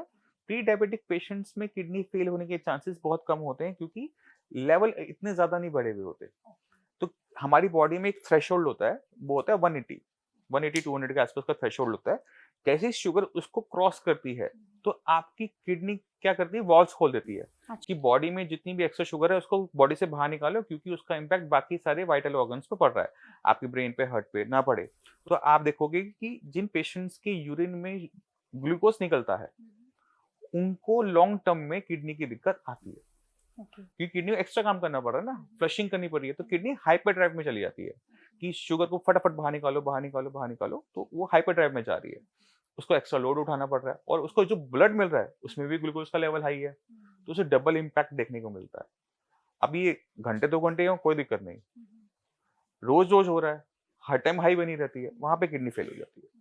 तो जो प्री डायबिटिक पर्सन है उनको अपनी किडनी को हेल्दी रखने के लिए कुछ ऐसे मेजर्स लेने होंगे? उनको अपनी बॉडी पे काम करना पड़ेगा, उनको अपनी डायबिटीज पे काम करना पड़ेगा, उनको अंडरस्टैंड करना पड़ेगा कि उनकी जो शुगर लेवल्स हैं वो हाई क्यों रह रहे हैं, क्या उसको वो अपनी लाइफस्टाइल को बदल के ठीक कर सकते हैं। अगर वो अपनी लाइफस्टाइल को चेंज करके उसे ठीक कर सकते हैं तो उनको अभी मेडिसिन पे जाने की जरूरत नहीं होती है। अपनी एक्सरसाइज को स्टार्ट करो, ठीक है, डाइट को चेंज करो, अच्छा। ठीक है, डाइट को जितना हो सके आप हाई फाइबर रखने की कोशिश करो, खाने के अंदर प्रोटीन की मात्रा आप बढ़ा दो, कार्बोहाइड्रेट्स को आप कम कर दो, ओके। ठीक है, और थोड़ा सोना कम कर दो। अच्छा। सोना ओके। कि दिन में मत सोओ, रात की नींद बहुत होती है। और ऑटोइम्यून डिसीज जिनको होती है उनके बारे में आपसे बात करना चाहूंगी। जिनको ऑटोइम्यून डिसीज होती है उनकी किडनी पर बहुत ज़्यादा फर्क पड़ता है, किडनी बहुत डिसफंक्शन होने लगती है, फंक्शन उसके कम होने लगते हैं। वहां पर क्या कोई तरीका है किडनी को हेल्दी बनाए रखने का? नहीं, फिर वहीं पर हमें जाना पड़ेगा बेसिक्स में कि वहां पर प्रॉब्लम हो क्यों रही है। अच्छा। जैसे आईजीए नेफ्रोपैथी एक किडनी की कंडीशन है जहां पर बॉडी का जो इम्यून सिस्टम है ना, वही किडनी को पे अटैक कर रहा होता है। अब ये जो आईजीए है ये हर किसी की बॉडी में है, ओके। क्योंकि ये में इन्फेक्शन से बचाता है। अब अगर वो अपनी ही बॉडी को पे अटैक करना स्टार्ट कर देगा तो किडनी बचने के चांसेस बड़े कम हो जाते हैं। ओके। अब हमें ये पता है कि जब वो आईजी इम्यूनोग्लोबिन किडनी के अंदर जाता है तो वहां पर डिपॉजिट होकर इन्फ्लेमेशन तैयार करता है, ठीक है। तो अगर हम उसका ट्रीटमेंट करना चाहते हैं तो हमें किडनी का ट्रीटमेंट नहीं करना है, हमें आईजी नेफ्रोपैथी का ट्रीटमेंट करना पड़ेगा। तो जब हम वहां पे अटैक करना शुरू करेंगे तो किडनी का ऑटोमेटिक तरीके से आराम मिलना शुरू हो जाता है। किडनी क्योंकि अपने फंक्शंस को बढ़ा लेती है, उसके पास नेचुरल काबिलियत है, तो हम इसमें क्या देखते हैं कि level of vitamin urea down होना शुरू हो जाता है। तो वो आपकी अप्रोच के ऊपर है कि आप कहाँ पे अटैक करना रहे हो। अगर हम किडनी पे फोकस करेंगे हम फेल हो जाएंगे, अगर हम इम्यूनिटी पे फोकस करेंगे हम पास हो जाएंगे। तो इम्यूनिटी रूट पर कॉज पे काम जाना करो। पड़ता ये भी कहा जाता है डॉक्टर पुरुधवन, अगर आप किडनी पेशेंट हैं तो आपको नमक का इंटेक कम करना है। है। हाँ, वो बीपी की वजह से ना, अगर आप बीपी के पेशेंट हो नमक का इंटेक ज्यादा करोगे, बट अगर बीपी बीपी के पेशेंट भी नहीं है तो अगर आपने सॉल्ट का इंटेक ज्यादा किया तो बॉडी में फ्लूइड की एक्युमुलेशन बढ़ जाती है, क्योंकि किडनी आपका यूरिन भी बना रही है, यूरिन के साथ आपकी बॉडी में जो फ्लूइड है वो भी रेगुलेट कर रही है कि कितना पानी आपके शरीर में ठहरेगा, वो रेगुलेट कर रही है। अगर आपने नमक ज्यादा लिया है तो आप बॉडी में फ्लूइड की एक्युमुलेशन बढ़नी शुरू हो जाती है, स्वेलिंग आनी शुरू हो जाती है। अब स्वेलिंग आती है पहले पैरों में, बिल्कुल। अब आप जब लेटते हो तो वो लंग्स में जाने शुरू करती है। जैसे ही आप मान लो कि एक पेशेंट है, पैरों में पानी भरा हुआ है, जैसे ही वो लेटेगा ना पानी पैरों से निकल के लंग्स में आना शुरू हो जाएगा। अब उसको रात को लंग्स में पानी जा रहा है, उसे घुटन हो रही है, उसे बैठेगा तो ठीक हो जाता है, लेटते हैं तो दिक्कत आ जाती है। तो वहां पे क्या ना बॉडी फिर स्ट्रेस में चली जाती है, फिर वो बीपी शूट अप और हो जाएगा क्योंकि रात को सो ही नहीं पाया पेशेंट। तो वो एक साइकिल सी बन जाती है जहाँ पे पेशेंट की कंडीशन डे बाय डे खराब होती है। और एक और इम्पोर्टेंट चीज समझने वाली ये है कि हमारे जो लंग्स है ना हमारी किडनी से ज्यादा इंपॉर्टेंट होते हैं। बिल्कुल। आपके लंग्स में अगर पानी जा रहा है, लंग्स खराब हो गए तो आपका सर्वाइवल बहुत मुश्किल हो गया। लंग्स खराब हो गए, वेंटिलेटर होता है, किडनी पूरी खराब हो गई, डायलिसिस हो गया। तो डॉक्टर के पास अगर आप 2 ऑर्गन दो और उसको ऑप्शन दो कि एक को बचाना है, तो डॉक्टर्स हमेशा लंग्स को बचाएंगे। अच्छा। हाँ, किडनी इसलिए लंग्स ट्रांसप्लांट। बहुत इंपॉर्टेंट है। अच्छा। अच्छा, ये बताइए कि किस तरीके के सिम्टम्स आते हैं शुरुआती स्टेज में अगर किसी की किडनी खराब होती है? देखो, शुरुआती सिम्टम जो सबसे कॉमनली हमें देखने को मिलता है वो है प्रोटीन यूरिया, यानी यूरिन के अंदर प्रोटीन का आना। सबसे ज्यादा अभी क्रिएटिनिन नहीं बढ़ा है, ये स्टेज 1 है, बिल्कुल स्टेज 1 सिर्फ प्रोटीन आ रहा है यूरिन के अंदर। तो जब पेशेंट यूरिन करता है ना, तो जो जहाँ पर वो यूरिन कर रहा है ना, वहाँ पे झाग बहुत ज़्यादा बनती है। तो अगर आपको लगता है कि आपके यूरिन में झाग ज़्यादा बन रही है, तो पेशेंट को चाहिए कि एक बार जाके टेस्ट करवा ले। लैब में टेस्ट करवा ले, 100-200 रुपए का टेस्ट है। अगर यूरिन में प्रोटीन आ रहा है, तो कुछ ना कुछ तो गड़बड़ है, बट ये कंफर्म एक हो गया। कॉमन फैक्टर आपने बताया ना कि यूरिन में प्रोटीन जाना, बट अगर किसी यूरिन में प्रोटीन भी नहीं जा रहा तो कैसे पता लगे? नहीं, कुछ ना कहीं कुछ तो सिम्पटम आएगा कोई पहला। दर्द होता है बॉडी में? नहीं, नहीं, पेन वेन कुछ नहीं होता। जो पहला सिम्पटम होता है, जो मैक्सिमम पेशेंट में देखने को मिलता है, वो प्रोटीन लॉस का ही है। ठीक है। दूसरा सिम्पटम जो होता है, वो तब होता है जब क्रिएटिनिन लेवल, यूरिया लेवल बढ़ने शुरू होते हैं। अच्छा। क्योंकि बॉडी में वेस्ट मटेरियल है। अब वेस्ट मटेरियल बॉडी में इकट्ठा होगा, तो कुछ ना कुछ तो प्रॉब्लम वो क्रिएट तो करेगा। कहाँ बनता है क्रिएटिनिन बॉडी में? हाँ, कहाँ मसल्स बनता में है बनता और है। कैसे? मसल्स में, क्योंकि मसल जब प्रोटीन, जब हम कुछ भी खाते हैं, प्रोटीन जब हम खा रहे हैं, जो बॉडी मसल में मेटाबॉलिज्म जो चल रहा है, जो खाने को एनर्जी में कंज्यूम कर रहा है, तब वो वहाँ पर क्रिएटिनिन की फॉर्मेशन होती है। अच्छा। तो पहले क्रेटिनिन बढ़ता है या पहले यूरिया पास आउट होता है? दोनों साथ साथ हो रहे हैं। एक्चुअली ये क्या है, ये टेस्ट है। ये चेक ओके। करने के लिए किडनी कितना अच्छा काम कर रही है। क्योंकि इनको लैब में टेस्ट करना आसान होता है, इसलिए हम क्रिएटिनिन और यूरिया का टेस्ट करवाते हैं। बॉडी में इनके जैसे हजारों ऐसे वेस्ट मटेरियल हैं जो एक्यूमुलेट हो रहे होते हैं, क्योंकि उनकी रीडिंग लैब में एक्यूरेटली नहीं मिलती, इसलिए हम क्रिएटिनिन यूरिया को टेस्ट कर लेते हैं। अगर ये बढ़ रहे हैं तो सब बढ़ रहे हैं। डॉक्टर धवन, कुछ ना मिथ और फैक्ट भी बहुत ज्यादा इस टाइम ट्रेंड कर रहे हैं। मेरा आपसे जो ये मिथ और फैक्ट है मैं पूछना चाह रहा हूँ, बहुत से मैंने आयुर्वेद डॉक्टरों को कहते सुना है कि अगर आप दूध, दही और पनीर का इंटेक ज्यादा कर रहे हो ना, तो ये आपकी किडनी को खराब करता है, लेकिन वहीं एलोपैथी मना करता है कि ऐसा कुछ भी नहीं, आप कुछ भी खाओ, किडनी खराब नहीं होगी इन चीजों से। सही कह रहे हैं वो। अगर हम कुछ भी खाते हैं, तो उससे हमारी किडनी पे डायरेक्ट इम्पैक्ट नहीं पड़ता, इनडायरेक्ट आता है। आपने दूध, पनीर, दही की बात करी, हाँ, तो इन सब के अंदर, क्योंकि ये सारे एनिमल प्रोडक्ट्स हैं, इनके अंदर प्रोटीन की मात्रा ज्यादा है। बिल्कुल। तो प्रोटीन का इंटेक अगर आप ज्यादा कर रहे हो, तो क्रिएटिनिन की फॉर्मेशन बॉडी में बढ़ेगी, किडनी खराब नहीं होगी। अब अगर आप सऊदी चले जाते हो, वहाँ पे नॉनवेज ज्यादा खाया जाता है, जी। इसके हिसाब से तो सबकी किडनियां वहाँ पे खराब हो जानी चाहिए, क्योंकि प्रोटीन का इंटेक ज्यादा है। ऐसा नहीं होता। आपने प्रोटीन इंटेक ज्यादा किया है, आपने कच्चा माल, रॉ मटेरियल जो क्रिएटिनिन का है, वो ज्यादा खाया, तो बिल्कुल। उसी की वजह से, रॉ मटेरियल ज्यादा होने की वजह से उसका पक्का माल यानी क्रिएटिनिन यूरिया ज्यादा बनेगा और रिपोर्ट में ज्यादा नजर आएगा। तो किडनी खराब नहीं हुई है। आप अपने डाइट को बदलोगे, कम करोगे, तो अपने आप डाउन हो जाएगा।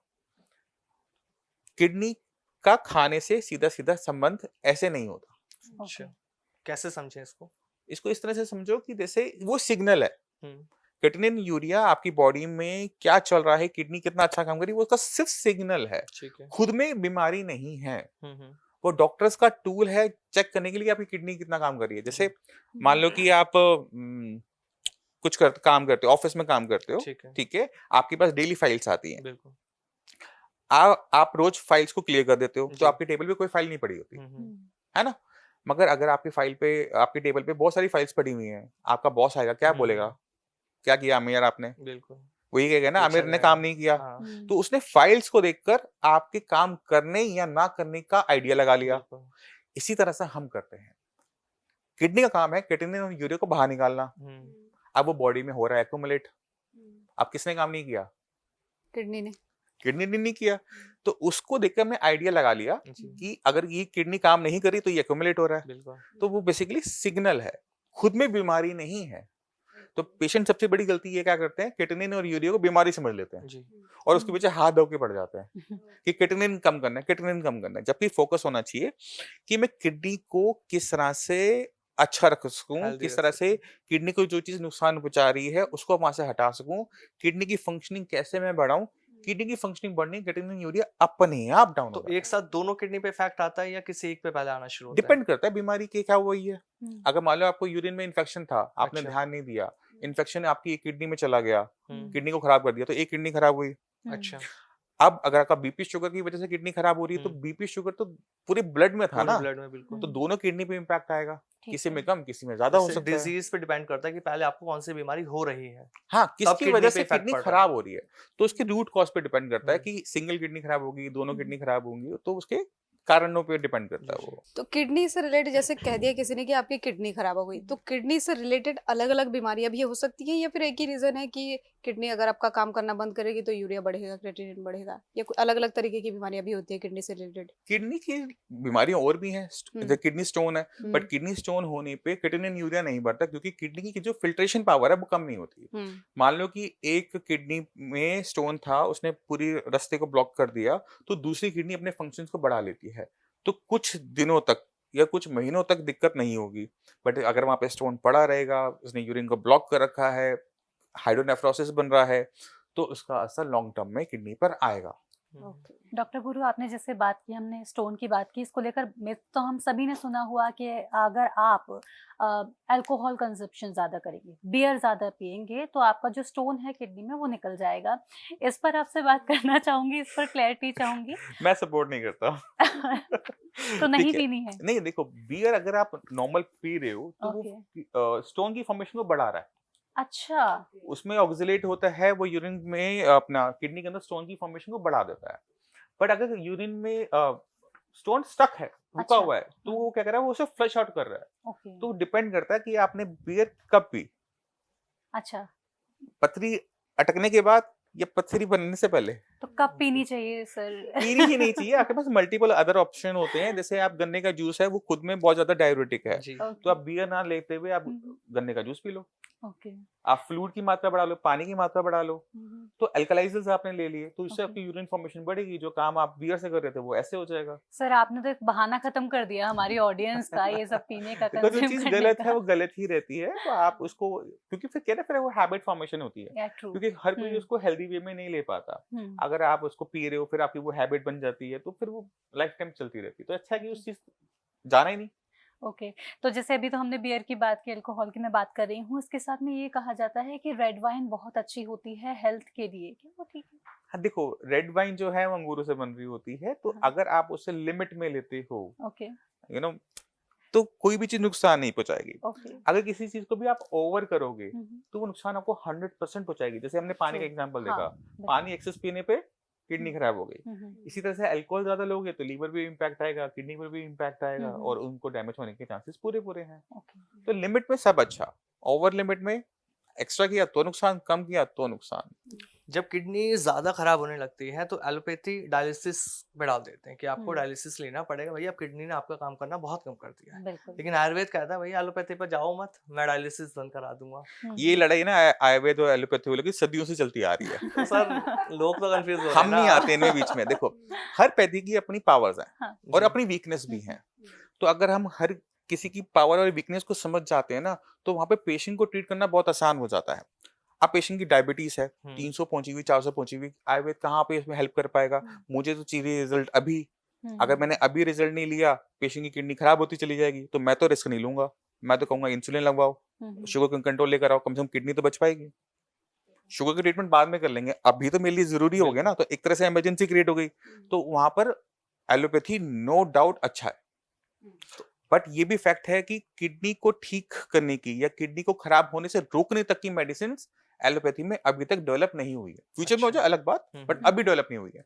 तो आप किसी भी पेशेंट का प्रिस्क्रिप्शन उठा लो, और मैं अपने पेशेंट को भी बोलता हूँ कि एक एक मेडिसिन ना गूगल पे खुद सर्च कर लो, क्योंकि कौन सी मेडिसिन किस लिए खा रहे हो। एक सिंगल मेडिसिन अब तक डेवलप नहीं हुई जो किडनी को खराब होने से रोक भी सके। नॉट अ सर, सिंगल लेकिन मेडिसिन। मैंने अभी जैसे एलोपैथी डॉक्टर्स के साथ पॉडकास्ट किया है किडनी को लेकर, उनका ये कहना है कि आपको आयुर्वेद की जरूरत ही नहीं पड़ती, अगर आप एलोपैथी शुरुआत से लेते हो तो मेडिसिन है जो इसकी रोकथाम कर लेती है। आप मुझे बताओ, आप हम मेरे साथ करवा देंगे पॉडकास्ट, हम फाइट कर लेंगे अच्छी अच्छी उनके साथ। देखो, क्योंकि उसको ये कह देते हैं ना आयुर्वेद स्लो प्रोसेस कर रही है। स्लो नहीं आयुर्वेद है, को तो ये आयुर्वेद नाम बहुत दिया जा फास्ट रहा है है। कि वो स्लो प्रोसेस है। अगर आपकी अप्रोच सही है तो वो बहुत फास्ट है।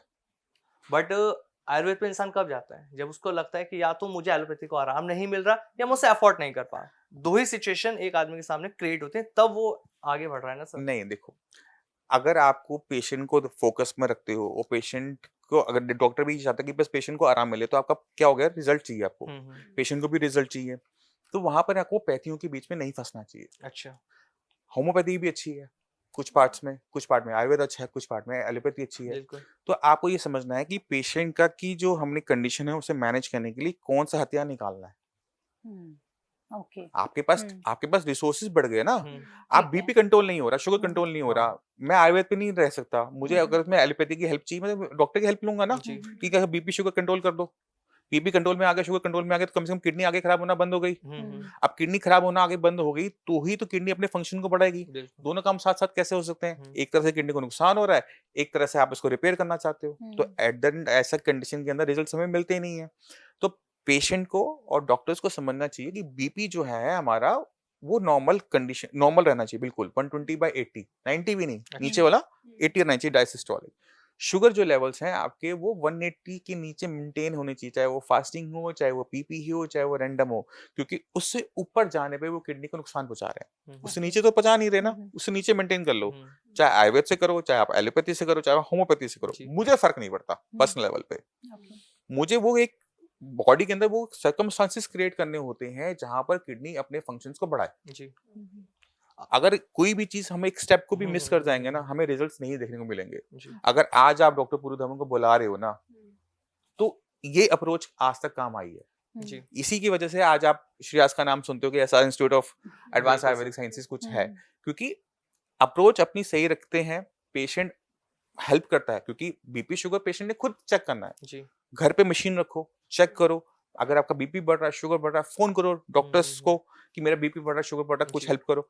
तो वहां पे पेशेंट यू नो का एक कॉन्टिन्यूस हमें आपको एक फीडबैक चाहिए होता है, जी क्योंकि अगर फीडबैक प्रॉपर मिल रहा है तो हमारी मेडिसिन को बदलना, डालना, करना बहुत इजी हो जाता है। तो डायलिसिस की स्टेज क्या रहती है? अगर आपके पास कोई एलोपैथी के बाद लगातार कंटिन्यू ट्रीटमेंट करा रहा है और उसको लगातार डायलिसिस भी ले रहा बट फिर भी उसको रिलीफ नहीं मिल पा रहा, हम्म तो आप कैसे उसको ठीक कर सकते हैं? देखो, डायलिसिस कब शुरू होता है? डायलिसिस तब शुरू होता है जब किडनी के फंक्शन इतने गिर जाएं कि बॉडी की सर्वाइवल पे बात आ जाए। ठीक है। ठीक है, तो क्रिएटिनिन लेवल जब 8 को टच करना शुरू करता है तो डॉक्टर्स बोलते हैं कि अब आपकी डायलिसिस का टाइम आ गया है, अब आपको डायलिसिस आप शुरू करा करो। जी ठीक है, तो वहां पर पहुंचते, वहां जब आप पहुंच गए ना, तो किडनी के पास अंदर, अगर आप किडनी के अंदर जाके देखोगे तो किडनी के अंदर कुछ बचा हुआ ही नहीं होता, अच्छा। कुछ नहीं बचा हुआ हम्म, होता। हम्म, 90% किडनी खराब हो चुकी है, अब आपके पास 10% किडनी बची हुई है। जी अब 10% किडनी से आप 20% तक का तो काम ले सकते हो, 100% का काम ले नहीं सकते। तो आपको क्या करना चाहिए होता है कि अब जो 10% है पहले तो उसे प्रिजर्व करो, ठीक है। उसको कोई नुकसान ना हो। तो बीपी शुगर कंट्रोल, हम्म, ठीक है, आपका जो डायलिसिस चल रहा है उसे चला के रखो, ठीक है। मान लो हफ्ते का एक चल रहा है ना, उसे मेंटेन करो। अब आपका काम क्या है कि अपनी किडनी पे काम करना। ठीक है। बीपी शुगर कंट्रोल किया, हम्म, किडनी की फंक्शनिंग बढ़ाई। अगर किडनी अपने फंक्शंस को बढ़ाती है तो डायलिसिस आपका रुक जाएगा। अच्छा। ओके। ठीक है, अगर आप उसमें फेल हो जाते हो, बीपी शुगर बढ़ा रहता है, तो आपका डायलिसिस कॉन्टिन्यूसली लाइफ टाइम हो जाता है, या फिर ट्रांसप्लांट का ऑप्शन आपको ऑप्ट करना पड़ता है। जी आपके पास दूसरा कोई ऑप्शन नहीं रह जाता। यानी लास्ट स्टेज में आकर भी ये हो सकता है कि 1-2% ऐसे चांसेस हो कि डायलिसिस ना कराया जाए 50%, 50%। लास्ट स्टेज में हमारे आकर पास 50%। अगर कोई पेशेंट डायलिसिस वाला आ रहा है तो हम्म 50% चांसेस लेके माइंड में रखे कि डॉक्टर साहब बंद करवा देंगे। 90% के ओके बाद ट्रांसप्लांट इंपॉर्टेंट है। हाँ, ट्रांसप्लांट देखो एज पे डिपेंड करता है। अब एक पेशेंट की एज है 60 साल, है ना, 60-70 साल का पेशेंट है, उसमें ट्रांसप्लांट काम नहीं करेगा। लेकिन अभी हमने देखा था लालू यादव ने भी कराई थी। अब वहां पे कंडीशन थोड़ी अलग है ना। ठीक है, वहां पे क्या कि देखो, आपके पास मनी है आप कर सकते हो, आपके पास मनी नहीं है तो आपके पास ऑप्शन नहीं रह जाता। और सही और गलत का होता है। आपने एक एग्जांपल दिया, तो सुषमा स्वराज का भी तो था, बिल्कुल। है ना। तो ट्रांसप्लांट अच्छी चीज है, खराब नहीं है, मैं जो पर्सनली मानता हूँ। डिपेंड करता है कि किडनी आ कहां से रही है। लालू जी ने ली है अपनी डॉक्टर बेटी की से, किडनी, है बिल्कुल। ना, सुषमा स्वराज जी ने जिनकी किडनी ली थी हमें पता नहीं है। जी तो अगर आप अपनी फैमिली में किडनी ले रहे हो तो वो सर्वाइव करने के चांसेस ज्यादा हैं। अगर आप किसी भी डोनर से ले रहे हो तो सर्वाइव नहीं कर पाते। एक चीज और जोड़ता हूँ मैं इसमें सर। अगर जैसे आपने कहा 60 और 70 साल की एज, हम 50 साल की एज पे ले लेते हैं। अगर हम्म किसी को 50 की एज में आके किडनी का ट्रांसप्लांट कराना पड़ रहा है, अगर उसको अपनी सेम एज की किडनी नहीं मिल रही है, तो क्या वो 20-25 की एज में, बहुत से हम ऐसे देखते हैं कि कोई चांस ऐसा होता है कि उसको किडनी देनी पड़ जाती है। जो डोनर होते हैं, कम एज में कुछ प्रॉब्लम आ जाती है, एक्सीडेंट हो जाता है, डोनर बन जाते हैं, तो उस एज की किडनी उस एज में लग सकती है। लग जाएगी, बट बॉडी साइज, एक्सेप्ट नहीं करेगी ना। साइज नहीं, मैंने साइज ऐसे मैटर केस नहीं सुने करता। कि 25 की एज का और 60 की एज आप में बात किडनी समझे नहीं, लगी थी। किडनी तो हेल्दी थी, बट जो किडनी ले रहा है उसके लिए ना वो किडनी ना फॉरेन बॉडी है, जी ओके। तो बॉडी उस पे एक्शन लेती है, अच्छा। उसको बाहर निकालने की कोशिश करती है, रिजेक्ट कर दिया। रिजेक्ट करती है। जी। इसी वजह से जितने भी ट्रांसप्लांट के पेशेंट होते हैं उनको स्टेरॉइड पर रखा जाता है अच्छा। कि उनकी बॉडी किडनी को रिजेक्ट ना करे। हम्म। तो वो एक स्टेरॉइड का अपने साइड इफेक्ट्स हैं, बिल्कुल। ठीक है, कि आपको कार्डियोवास्कुलर डिसऑर्डर होने के चांसेस बहुत ज्यादा बढ़ जाते हैं। हम्म। तो वो लक वाला खेल है, तो साफ एक स्पष्ट। नॉर्मल एज नहीं होती किसी भी किडनी की ट्रांसप्लांट वाली? देखो आपकी फैमिली में, क्योंकि आज की डेट में जो इंडिया के रूल्स हैं वो ये कहते हैं कि आपको किडनी आपकी फैमिली का मेंबर ही दे सकता है, जी। आप किसी और से किडनी लेके नहीं लगवा सकते पैसे देके। अच्छा। ओके। साफ और स्पष्ट बात, हम्म। ठीक है। मगर लोग ट्राई करते हैं, लगवा भी लेते हैं, फेल भी हो जाती है। एक और बहुत ज़रूरी सवाल, यूरिन रोकने को लेकर के कहते हैं कि नहीं रोकना चाहिए, जो सही भी है, लेकिन कई बार ऐसी परिस्थितियां बन जाती है कि आदमी को रोकनी पड़ जाती है, कहते हैं उससे किडनी इफेक्ट होती है। तो कितनी टाइम लिमिट होती है और क्या मतलब सोल्यूशन हो सकता तो है? यूरिन रोकना मजबूरी होती है, हाँ वही। मगर आप उसको हैबिट मत बनाओ। ओके। अगर आपने महीने में एक आधी बार रोक भी लिया तो आपकी किडनी पे कोई इम्पैक्ट नहीं आएगा, बट अगर आप ऐसे रोज रोकते हो तो दिक्कत हो जाएगी। तो बॉडी को स्ट्रेस दो, कम दो, ज्यादा ज्यादा रोज रोज मत दो, इतना ध्यान रखना होता है, कोई ओके। दिक्कत नहीं। डॉक्टर बोलूँ, मैं आपसे भी ये जानना चाहूंगी, अभी हमने बात कर ली एलोपैथ की, हमने बात कर ली आयुर्वेद की भी हमने बात कर ली। जब किडनी खराब होने की कंडीशन में पहुंचने लगती है तो नेचुरोपैथी की भी बात आती है कि नेचुरोपैथी से इसको क्योर किया जा सकता है, ठीक किया जा सकता है। ये ठीक है या नहीं है, ये कितना सही है? मैं सपोर्ट नहीं करता, रीजन बीइंग कि आपको ये समझना पड़ेगा कि वहां पे कोई मेडिसिन नहीं चल रही। ओके। नेचुरोपैथी में मेडिसिन नहीं दी जाती है ना। ठीक है। अब बीपी और शुगर आप अगर मैनेज कर लेते हो with the help of naturopathy तो ओके। काम हमारा अच्छा बन जाता है। ठीक है। मगर नेचुरोपैथी में क्या होता है, आपको फ्रूट्स डाइट पे रखा जा रहा होता है, आपको अनाज दिया नहीं जा रहा होता। हम्म। तो जब पेशेंट अपना वेट लूज करना स्टार्ट करता है ना, तो पेशेंट की कंडीशन बहुत खराब होनी शुरू हो जाती है, क्योंकि बॉडी में प्रोटीन जा नहीं रहा, हम्म। यूरिन की तरफ से प्रोटीन निकलता जा रहा है, हम्म। पेशेंट वीक होता जा रहा है। हाँ। तो पेशेंट के जो डायलिसिस का ऑप्शन है वो बंद हो जाता है, पहली चीज। अच्छा। क्रेटिनिन 2 महीने नीचे जाएगा, हम्म। बट वो तीसरे महीने जब वो बढ़ता है तो पेशेंट पूरा बेड रिडन होता है। तो पेशेंट को ध्यान देने की जरूरत होती है कि वो कुछ भी हो जाए अपना खाना ना छोड़े और अपना वेट लूज ना करे किसी भी कंडीशन पे। ओके। अगर पेशेंट वेट लूज कर रहा है तो वहां पर उसको एक्शन लेने की जरूरत है। ओके। बहुत ज्यादा, मतलब इमरजेंसी कंडीशन मान के चले कि उसको एक्शन एकदम तेजी से लेना पड़ेगा, क्योंकि अगर आपने वेट लूज कर लिया तो आपका, सपोज करो कि आप डायलिसिस पे गए, पेशेंट का वेट है 45 किलो, ठीक है। सोचो कितना वो उसको सरवाइव कर पाएगा, कितना लंबा टाइम, बहुत 3 मुश्किल महीने है 6 ये। महीने। हम्म। बट अगर पेशेंट का वेट 80 केजी है, हम्म। हेल्दी बिल्कुल 80-90 केजी का है, वो पेशेंट 10-10 20-20 साल सरवाइव कर सकता है। तो आप अपनी लाइफ लाइन को अपने हाथों से खराब कर देते हो जब आप बहुत ज्यादा वेट लूज कर लेते हो। आपको वेट लूज बिल्कुल नहीं करना, आपने उसे ओके। मेंटेन रखना है, क्योंकि आपकी किडनी को भी काम करने के लिए एनर्जी चाहिए होती है, उसको भी प्रोटीन चाहिए, उसको भी विटामिन चाहिए, उसको भी मिनरल चाहिए। तो अगर आपकी बॉडी हेल्दी है तो खराब किडनी भी अच्छा काम कर जाएगी। बिल्कुल। अगर अच्छा। आपकी बॉडी वीक है उसमें हम्म। अच्छी किडनी भी लगा दोगे ना, वो भी खराब हो वो भी जाएगी। खराब। तो बहुत ध्यान रखने की जरूरत है हाँ, किडनी को लेकर के। अगर हम नेचुरोपैथी पर जा रहे हैं तो बहुत सोच समझ कर हमको वेट जाना लूज चाहिए। नहीं करना, आप वेट। किसी भी पैथी में जाओ, आपने ओके। वेट लूज नहीं करना, आपने खाना प्रॉपर खाना है, बैलेंस डाइट खानी है। आपके खाने में प्रोटीन की मात्रा कम हो सकती है, बट विटामिन मिनरल्स आपको अच्छी मात्रा में लेने पड़ेंगे, कार्ब्स लेने पड़ेंगे। आपके पास कोई दूसरा ऑप्शन नहीं है, नहीं है, नहीं है। चलिए, जब डॉक्टर खाने साहब, ये भी आपसे एक सवाल मैं बिल्कुल। इससे जुड़ा हुआ पूछना चाहूंगी डायलिसिस की, क्योंकि अभी हम बात कर रहे थे, तो मैं आपसे ये जानना चाहती हूँ कि अगर कोई इंसान सोचता है किडनी को लेकर के, क्योंकि आज के जो युवा हैं लगता है कि चलिए खा लेते हैं ना, क्या किडनी खराब होगी, क्या होगा, डायलिसिस हो जाएगा। अब इस लेवल तक अगर हम सोच लेते हैं तो किडनी जब खराब होने लगती है तो क्या डायलिसिस लाइफ टाइम ही लेना पड़ता है या एक दो डायलिसिस से काम हो सकता पहले है? हमने पहुंचना क्यों, पहली आलस अप्रोच तो ये और होनी ये चाहिए। सारी चीजें कर लेते हैं ना, ड्रिंक वगैरह, और नहीं, डाइट को ख्याल नहीं रखना। आप माइंडसेट पहले लेके चल रहे हो कि मैं हम्म। गलत खाऊंगा कि अगर किडनी खराब होगी तो डायलिसिस करवा लेंगे। हम्म। तो पहले तो अप्रोच आपकी गलत है, ठीक है। ठीक है। तो हम्म। आप अपनी बॉडी को अंडरस्टैंड करने की कोशिश करो, बॉडी ओके। किस समझ से काम करती है और बॉडी की क्या रिक्वायरमेंट्स है हम्म। और आपका मन क्या कर रहा है। तो हम्म। अपनी मन की कम सुनो और अपनी बॉडी की ज्यादा सुनो, पहली ओके। चीज, ठीक है। तो वहां नहीं पहुंचना है। ठीक है। बीपी शुगर अपना कंट्रोल रखोगे तो हम्म। 80% चांसेस है कि आपकी किडनी खराब होगी ही नहीं। अच्छा। कोई चीज आप ओकेजनल बेसिस पे कर रहे हो, आपकी किडनी खराब नहीं होगी। हम्म। पर अगर आप अल्कोहल है डेली बेसिस पे लोगे तो हम्म। किडनी खराब होने के चांसेस, लीवर खराब होने के चांसेस बढ़ जाते हैं। ठीक पर है। डेली बेसिस पे मत करो। ओके। सर जब जूस भी हम कंज्यूम करते हैं तो जूस में कहते हैं कि ग्लूकोज बहुत ज्यादा है, सबसे ज्यादा उसमें चीनी की मात्रा होती है, ग्लूकोज फ्रक्टोज, होता है, ग्लूकोज नहीं फ्रक्टोज फ्रक्टोज होता होता है। है। तो अगर हम जूस ज्यादा कंज्यूम करते हैं तो भी किडनी पर फर्क पड़ेगा? नहीं, इसमें ऐसे नहीं फर्क पड़ता, बट आपको ये समझने की जरूरत है कि जब भी हम फ्रूट्स को हम कंज्यूम करते हैं हम्म, तो किस चीज के लिए कंज्यूम कर रहे हैं, पहले उस चीज को समझो। ठीक है। उसमें विटामिन हैं, मिनरल्स हैं, हम्म, इसलिए हम इसे कंज्यूम कर रहे हैं। हम्म, बट उसके अंदर फाइबर है जो आप निकाल के अलग कर देते हो, हम्म, वो मत करो। ठीक भगवान है। ने दांत दिए ना, हम्म, तो उसको खाओ। ओके। ठीक है, फाइबर जाएगा तो आपके लिए वो ज्यादा बेनिफिशियल होता है। जूस जब हम पीते हैं तो अक्सर पेट में दर्द हो जाता है, जी जी। गैस बन जाती है। वही फ्रूट अगर आप खाओगे तो आपको गैस भी नहीं होती, आपको परेशानी नहीं होती, क्योंकि वो फाइबर के साथ गया। तो इसलिए हमारा फोकस रहता है कि जब आपने अपनी बॉडी को हेल्दी रखना है तो फाइबर का इंटेक के बहाने ढूंढो। ओके। ऐसे नहीं होगा, उसके बहाने ढूंढने पड़ेंगे। मम्मी ने क्या बनाया, आलू बनाया, नहीं खाना। मम्मी ने क्या बनाया, मिक्स वेजिटेबल बनाई, मैं खा लूंगा, है ना। तो वो बहाने ढूंढने पड़ेंगे। आप जी। रेस्टोरेंट में जा रहे हो, हाँ जी सैलेड किसमें है ना, चिकपी सैलेड ले ली। तो वो आपके ऑप्शंस होते हैं, तो आप फाइबर खाने के बहाने ढूंढो, ना कि उसे अवॉइड करने के। अभी जैसे खाने की आप बात कर रहे हैं तो एक ना मैंने रील देखी थी कुछ टाइम पहले कि बेकिंग सोडा खाओ भैया हाँ, किडनी ठीक हो जाएगी, क्या नहीं, है ये? बेकिंग सोडा से किडनी ठीक नहीं होती। जब हमारी किडनी खराब हो रही होती है तो बॉडी में टॉक्सिक मटेरियल इकट्ठा हो रहा होता है। हाँ। अब हमारी किडनी हमारी बॉडी के अंदर पीएच को भी मेंटेन करती है।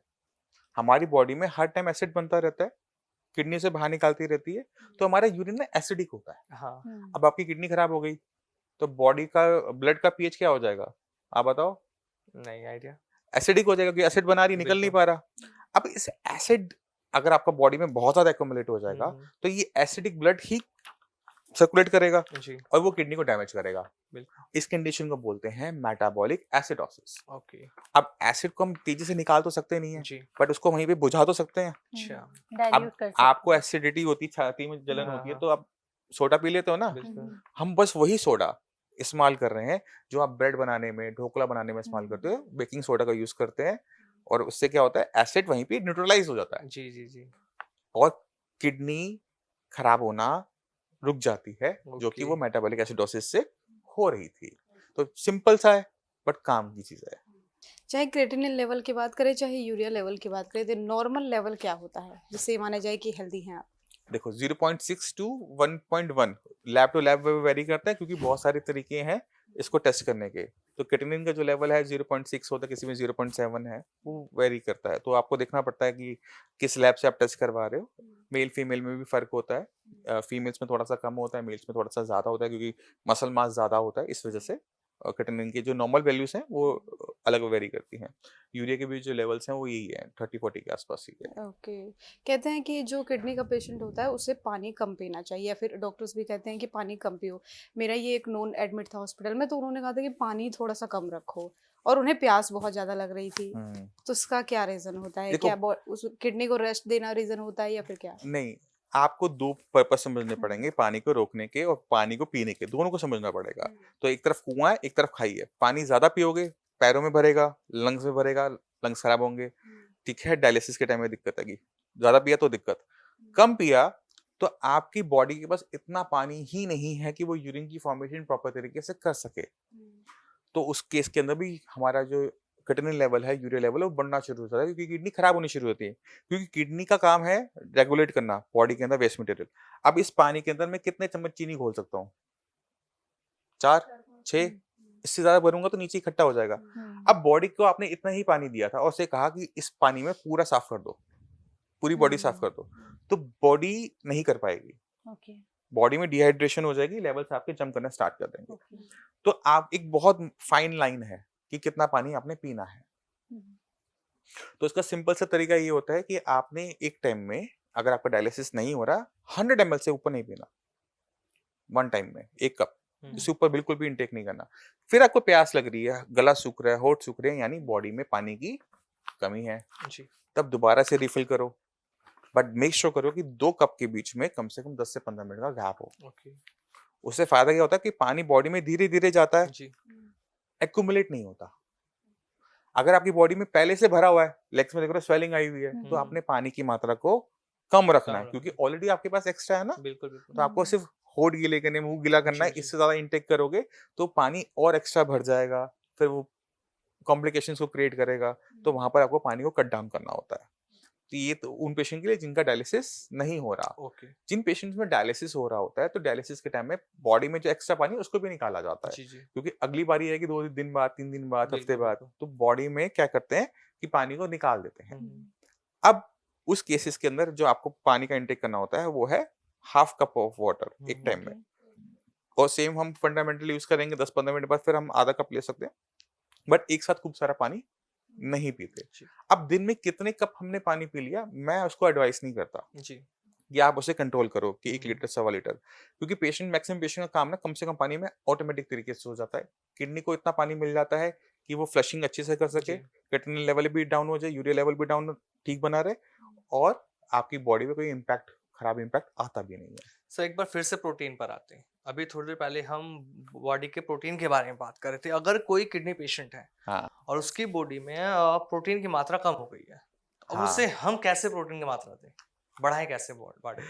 आपको 2 चीज़ें करनी पड़ेगी, एक तो आपको फूड में प्रोटीन की मात्रा बढ़ानी पड़ेगी, और और वो अगर उसको प्रोटीन वो होना शुगर भी चाहिए। है हाँ, और अगर उसको शुगर भी है, तो शुगर का प्रोटीन से क्या लेना-देना? फ्रूट किस तरीके से उसको देंगे फिर? अरे फूड तो देना ही पड़ेगा, फूड के बिना सर्वाइव कैसे करेंगे?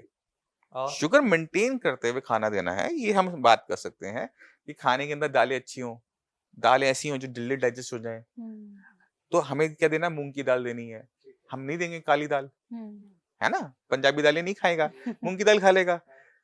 नॉन-वेज नहीं देंगे, अब उसको घर का बना हुआ छेना दे सकते हैं। नॉन-वेज क्यों मार्केट नहीं देंगे?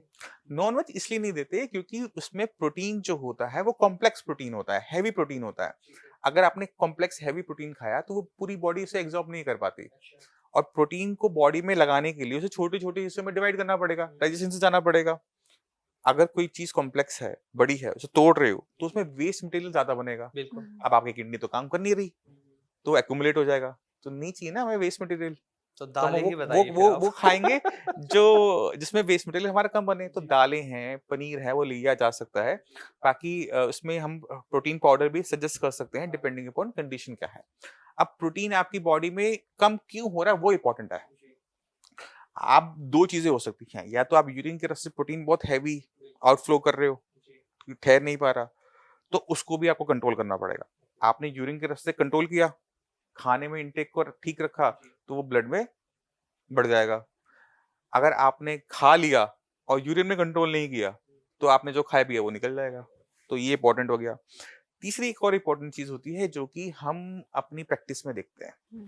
उसमें क्या होता है कि अगर आपका थायराइड खराब है, टीएसएच खराब है, तो भी आपका प्रोटीन बॉडी में कम होता है। अब थायराइड जो हमारा हार्मोन है ना, ये बॉडी में मेटाबॉलिज्म को कंट्रोल कर रहा होता है। यानी आपने जो खाना खाया, कैसे डाइजेस्ट होगा वो कंट्रोल कर रहा होता है। तो अगर थायराइड बिगड़ गया आपका, टीएसएच बढ़ गया, तो भी आपकी बॉडी में प्रोटीन की दिक्कत देखने को मिल जाती है, स्वेलिंग देखने को मिल जाती है। तो जब भी पेशेंट आता है, हम तो फिक्स थायराइड का टेस्ट करवाओ, ठीक है? यूरिन का टेस्ट करवाओ, हुँ, कितना प्रोटीन लॉस हो रहा है, हुँ, और उसको ना हर महीने देखना भी पड़ता है कि वो कम हुआ, ये नहीं हुआ, प्रोटीन देते हुए। और ये भी ध्यान रखना कि प्रोटीन से क्रिएटिनिन ना बढ़ जाए। हुँ। तो हाँ, तो बहुत फाइन बैलेंस बनाना पड़ता है कि ना क्रिएटिनिन बढ़े, बॉडी में प्रोटीन भी पूरा हो जाए, और कॉम्प्लिकेशन पेशेंट को कोई आए नहीं। आपके सामने पूर्व धवन किस तरह के चैलेंज अभी तक आए? किसी भी पेशेंट को लेकर कौन-सा सबसे बड़ा चैलेंज रहा?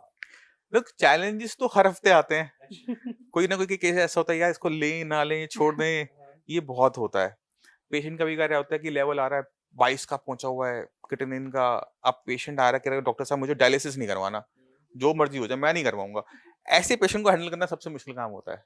उनको हाथ जोड़ के बोलना पड़ता है, भाई साहब पहले अपनी ज़िंदगी बचा लो, पहले डायलिसिस करवा लो, खून थोड़ा-सा साफ कर लो कि 2-4 दिन तुम ज़िंदा तो रह सको, बिल्कुल। फिर मैं आपको ट्रीटमेंट दे दूँगा। मैं हुँ, कहाँ कहीं जा रहा हूँ, मैं तो वहीं हूँ। तो ऐसे पेशेंट आते हैं ना, इनको हैंडल करना एक डॉक्टर के लिए सबसे डिफिकल्ट होता है, हुँ, क्योंकि उनके माइंड में परसेप्शन होती है कि डॉक्टर के पास जाएँगे, डॉक्टर दवाई देगा, मैं 2 दिन में ठीक हो जाऊँगा। हुँ। आप उनको कौन समझाए, भई जितने दिन में दवाई काम करेगी उतने टाइम तुम्हारे पास भी तो हो। सही बात। तो उनको आपको फटाफट कहना होता है कि आप जाके डायलिसिस करवाओ। पेशेंट जो बहुत वीक हो चुके होते हैं, पेशेंट आते हैं, डॉक्टर साहब हम उबली हुई सब्जी खाते हैं, घिया तोरी, हुँ, हल्दी नमक के साथ, और कुछ नहीं खाते, अच्छा, ठीक है?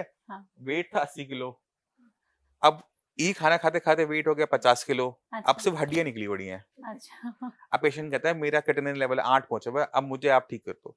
अब उसकी बॉडी में ना विटामिन मिनरल्स की इतनी डेफिशिएंसी हो चुकी है कि आप उसको पूरा करो, उसकी उसकी किडनी पे काम करो, कहाँ काम करो, वो आपके लिए ना एक वो हो जाता है, क्विज बन जाता है, चैलेंज बन चैलेंज जाता हो है जाता कि है। किस चीज को हैंडल करो, हाँ, पेशेंट को जिंदा रखना है या पेशेंट की किडनी ठीक करनी है, बिल्कुल। ये ऑप्शन हमारे पास आ जाते हैं।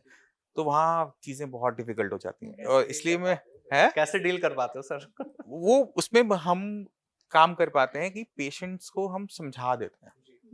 पेशेंट को समझाते हैं कि तुम देखो, अगर आप जिंदा हो आप कुछ भी कर सकते हो, है ना, ट्रीटमेंट चलता रहता है। बट अगर आपकी बात आपके सर्वाइवल पर आ जाए ना, तो आपको पहले सर्वाइवल को देखना पड़ता है। किडनी का नंबर सेकेंडरी हो जाता है कि किडनी बाद में, पहले आप जिंदा रहो। तो ये कह सकते हैं कि अगर आयुर्वेद अपना रहे हैं तो जड़ से बीमारी को ठीक कर सकते हैं। देखो, काम जड़ पे ही किया जाता है। जड़ पे बीपी काम किया जा रहा है बट जड़ से खत्म कर सकते हैं। देखो, जड़ से खत्म तब होगा जब किडनी रीजनरेट कर जाएगी। किडनी रीजनरेट करती नहीं है। किडनी अगर रीजनरेट कर जाए तो आप उसे जड़ से खत्म कर सकते हो। अब किडनी के अंदर हिस्सा मर गया, आप उसे जो मर्जी कर लो, जो मर्जी ताकत लगा लो, वो जिंदा नहीं हो सकती। तो आपको रहना तो उसी खराब किडनी के साथ रहना पड़ेगा और पूरी जिंदगी रहना पड़ेगा। बट आपने उसे खराब होने से और खराब होने से रोकना है। किडनी जितनी आपके पास बच जाए उसको हेल्दी कर सकते हैं। उसकी फंक्शनिंग बढ़ानी है ओके। कि वो किडनी यूरिया को बाहर निकालती रहे। तो जैसे आपका वो होता है ना कमजोर बच्चा, उसको बहुत ज्यादा पैम्परिंग की जरूरत होती है। बेटा खाना मिल जाएगा टाइम पे, पानी मिल जाएगा टाइम पे, वही करना पड़ता है उसके साथ। बीपी नहीं बढ़ाऊंगा, शुगर नहीं बढ़ाऊंगा, तो वो ध्यान रखना पड़ता है। तो अगर हम ये ध्यान रख लेते हैं, पेशेंट बेसिक समझ जाता है, तो हमारा काम बहुत आसान हो गया ना। पेशेंट आता है, चार्ट लेकर आता है, बीपी सर मेरा ओके, ऑल ओके, 100 में से 100 नंबर दे दो मेरे को। वो पेशेंट खजाने होते हैं। सर बीपी पे ही ना एक सारा काम खत्म हो गया ना। पेशेंट कहता है मेरा किडनी डाउन हो गया, हाँ। सर ये बीपी का चार्ट देखो, ये तो शुगर आपको का चार्ट देखो। सेटिस्फेक्शन भी मिलता होगा कि हाँ, हमारा मतलब पहली जो विजिट होती है उसमें टाइम लगता है। दूसरी विजिट में अगर पेशेंट समझदार है ना, आप में से लगा लो कि मुश्किल से 2 मिनट नहीं लगते। पेशेंट आके कहता है सर मेरा ये रहा बीपी का चार्ट, ये रहा शुगर का चार्ट, मैंने चेक कर लिया, ठीक है एक बार आप चेक कर लो। क्रिएटिनिन मेरा पहले 8 था, अब ये 4 हो गया। मैं कहा ठीक है, मेडिसिन रिपीट, जाओ। कुछ होता ही नहीं करने को। तो हमारा काम भी आसान हो गया, पेशेंट भी हैप्पी हो गया कि ठीक है, आई एम हेल्दी।